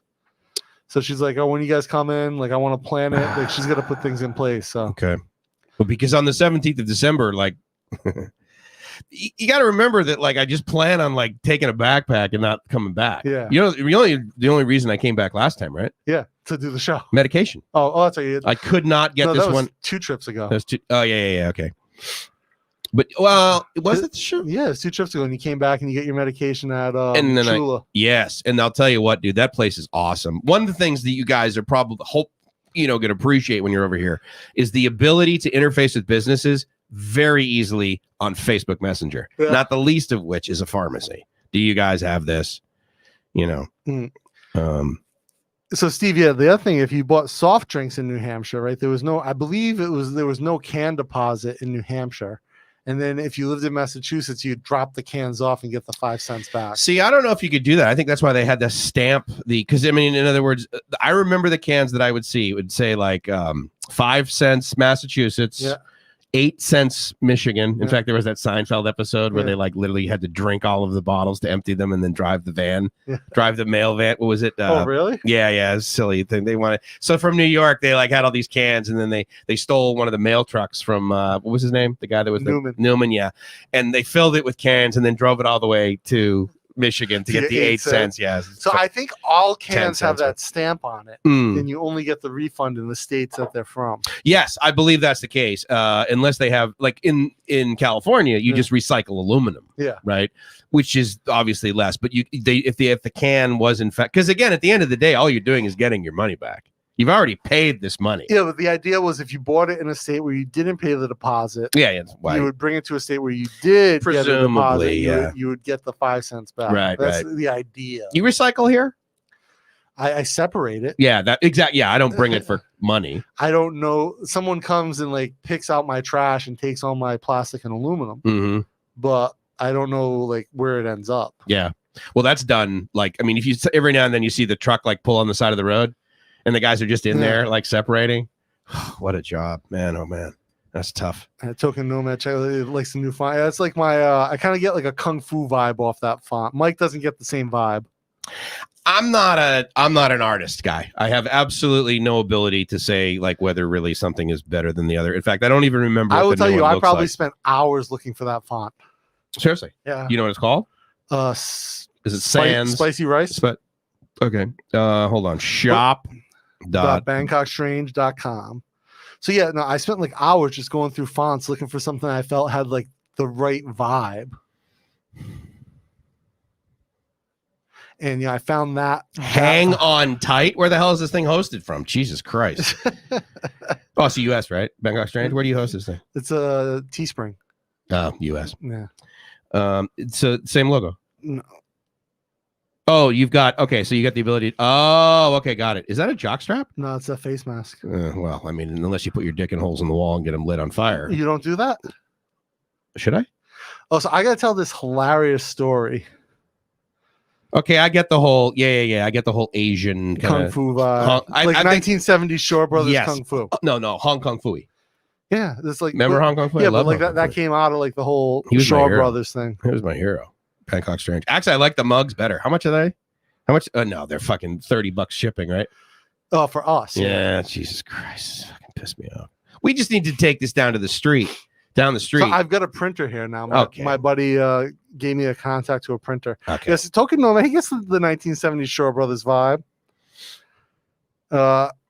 How many fanny packs have you sold? I hope not a lot. Just one fanny pack. I'm probably gonna pull the fanny pack from the product line, but I did it because I was like, yeah, let me try it out. Because all of the people in the UK, isn't the word fanny Yeah. like in British like slang for pussy or something? I don't know what fag is a cigarette and Well, yeah. If Yeah. you're from Britain, you're gay and you wear masks. You Or what do you suck call on those fags. things? Yeah, you suck on fags while you're wearing your, what are those things called? Neckerchiefs? neckerchiefs. Yeah, no judgment. Oh, so let me tell this story real quick. Go.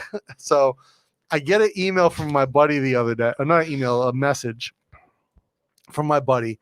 And it just says, I have gray poupon leaking out of my hog eye. And okay, was that an auto spell or I'm just auto like, correct? what the fuck? Grey Poupon, we know what that is. So I read, I'm like, What's a hog eye? WTF? Yeah, What the fuck? Whiskey Tango Fox. And he goes, he's like, pissing razor blades. I got gonorrhea again. Tons of fun. Like, again? So when you get gonorrhea, what it hurts to pee? Is that? Yeah, apparently, and you leak like brown liquid out of your dick. So he's saying he's got like Jesus. some type of pussy discharge out of his dick hole. And so And this is data that he knew you needed to know. yeah, he just shares with me. He's just like, randomly. hey, so here's the deal. Yeah, so just shares it. And I'm like, Jesus Christ. And then he's on like some antibiotic now. And he's like, the first dose, like within an hour, felt better. Oh, wow. But I'm like, That's powerful. But I'm like, damn, dude, what are you just raw dogging every girl you come across? He's like, no, he's like, well, I've slept with like 6 girls the past 2 weeks. So like, I don't know who I got it from, So who I gave it to. He's not a condom guy. I'm like, are you raw dogging all of them? He's like, no. I was like, so it should be easy to figure it out then. I think it's like his 6th time getting gonorrhea since I've known him. Oh, he's lucky. That's the only thing he's gotten. Well, I'm wondering like what else he doesn't get tested for.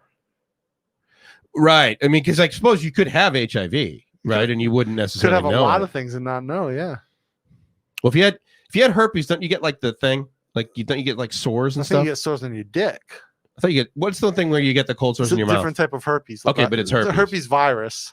Just like COVID is a flu virus. Oh, so you get dick COVID, lip COVID. Yeah. Okay, got it. So, and what syphilis was the one I was thinking of. I thought that's Syphilis the is the one that makes you go crazy, rots your brain.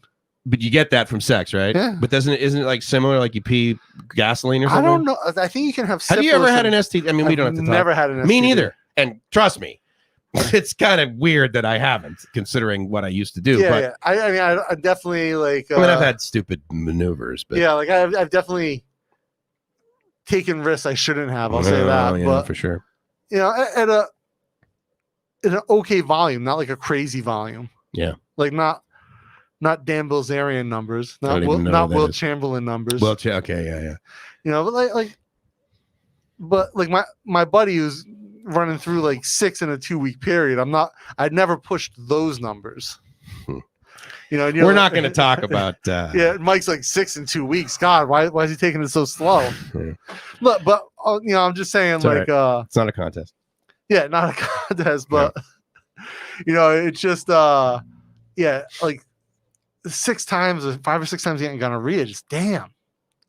Yeah, you would think the pain would be motivating enough to just be like, well, no, I mean, I get it. I mean, it can be an addiction just like anything else. Yeah, for sure. I mean, let's face it. When I did coke, I felt really good. When I have sex, it feels really friggin' good. Indeed. So I get it, right? But Joe's a fan. So Joe, you have the Bangkok Strange fanny pack? Wow. Man. Do you wear it in the front or the back? Because one could argue that most people wear fanny packs in the front. Yep, that's where they're meant to be worn. Tony Huge. Yeah. Why is it called a fanny pack? Should be called a bladder pack. So the only time cock pack. The only cock time, pack up top. Up top. We're changing it right now. Log in. The only coronavirus, and I believe they stuck. Are they not? I believe that the coronavirus is similar to the flu. It's they're both a similar type. If I'm not mistaken, I mean I could be wrong, but I thought I had read that it is a similar strand of the flu virus. What is it? It's also SARS, right? It's a SARS type thing. Similar, I think so. Yeah, and it's a kind of SARS. Yeah. I'd buy a neckerchief or ascot before a fanny pack. Yeah, I would. Wow. Yeah, that's probably a good priority. Where wow, I get it. Everyone just going in on us here. Well, it's also, I mean, the functionality of it, right? Yeah. I mean, you can only put so many like tampons. So in a generally, neckerchief. you see fanny pack, you think like, okay, that's a guy who sells steroids at the gym. Really? Is that what you think? Like I think bags of cocaine. When I shocker, right? Yeah, shocker. When I used to go to the gym, like all the guys who sold steroids carried them in a little fanny pack. Really? I had buddies that would do that. They would sell cocaine out of it. I'm like, dude, it's a bag. Like you don't even put your shirt over it. It's fucking stupid. Have you seen the fanny packs that look like a belly hanging out of a shirt? No, but that's pretty funny. Actually. Yeah. I already got that going on. Actually, I got to. I have a motorcycle bag that's like a fanny pack that goes on your back. What? So it's a bag you wear when you ride a motorcycle. So in other words, it's not just like taking a fanny pack and like putting it on your back. Basically that, but it's made to be like swung back there. Yeah, just Isn't a fanny pack made to be back there? Isn't that why they call it that? I think the fanny packs are made to be worn in the front. My boy Josh, 99 Cent Josh, is a big fanny pack guy. Really? I would think with all that stuff he'd be backpacking it all day long. No, because of the volume. He has collections of fanny. Really? Josh is shorts and flip flops in the winter. I've noticed that. Fanny pack year round. Really? Okay. Never anything more than a t-shirt. Maybe throws a windbreaker on. What's he use for video? Is he GoPro? He has a GoPro 9 now. He has. He has an 8 and a 9. Good for him. And before that, he had his phone, and he has some like a drone he bought for like $80. Yeah. Well, really not. No, I would think he would only buy something that was like $99.99. Yeah, no, maybe it was $79.99. I think he got like some cheap drone, but like for what he's done, it's pretty good footage. But like a slight gust of wind, yeah, bad news bears. His drone's like going in, and all of a sudden, yeah, that's why. I mean, he probably uses it in the stores, right? No, he doesn't. Can you imagine? I think he would if he could get away with it. Man. They had some really cool drone shots actually at the fireworks when down there with Todd. Have we talked about that yet on Bangkok Strange? So Stuck is saying it's coronavirus is respiratory virus, SARS, MERS, coronavirus. Okay. Yeah, right. What is it? The respiratory syndrome, right? Or the RS, and then SA and ME. You're saying influenza or the flus. Okay, we got Stuck educating us here. Mm. Appreciate it, Stuck. All right, so SARS, MERS, similar to the coronavirus. Influenzas are the flus. I believe the coronavirus is a type of SARS. That's what he's saying. Yeah. Mm-hmm. It's not the other way around. Or no, I think he's saying SARS or type. The coronavirus is the virus type. Well, SARS, Corona MERS. is a kind of bourbon, but SARS is not necessarily a whiskey. Beer, right? With the same kind of thing. Either way, I was wrong. It's not a flu. Flus are influenza. What do we got going on right now? So it's noon time, right? Noon, yeah. So let's wrap it up pretty quick, because we're gonna record a Monday episode. Got maybe to. two. Yeah, we got to. We got to talk about something. I may even change. You know what I'm gonna do? I'm just gonna turn my shirt around backwards because they can't see the back of it. They can't even see my fucking fanny pack right now. They cannot see my penis. It is in the hole of a wall, and you're sitting there with a lighter. Just burning it. Come on, burning the tip, dude, like a candle. Just the tip. Oh, here we go. Tokenoma says SARS stands for severe acute respiratory syndrome. Okay. Yeah. South Asian, Middle Eastern. South Asian respiratory syndrome. Yeah. Oops. All right, guys. Well, with that being said, let's stay strange. You want to stay strange or what? I'm gonna stay strange. Up top. There we go. Last one of the day. Boom. Boom. All right, almost 3 hours. Yeah, we're pushing it. All right, guys.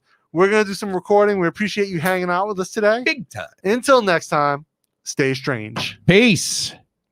Is someone going to say it now? Because remember how last time they were like mocking me when they like said peace, but you hadn't hit end broadcast yet? I'm trying to. I'm trying to double click.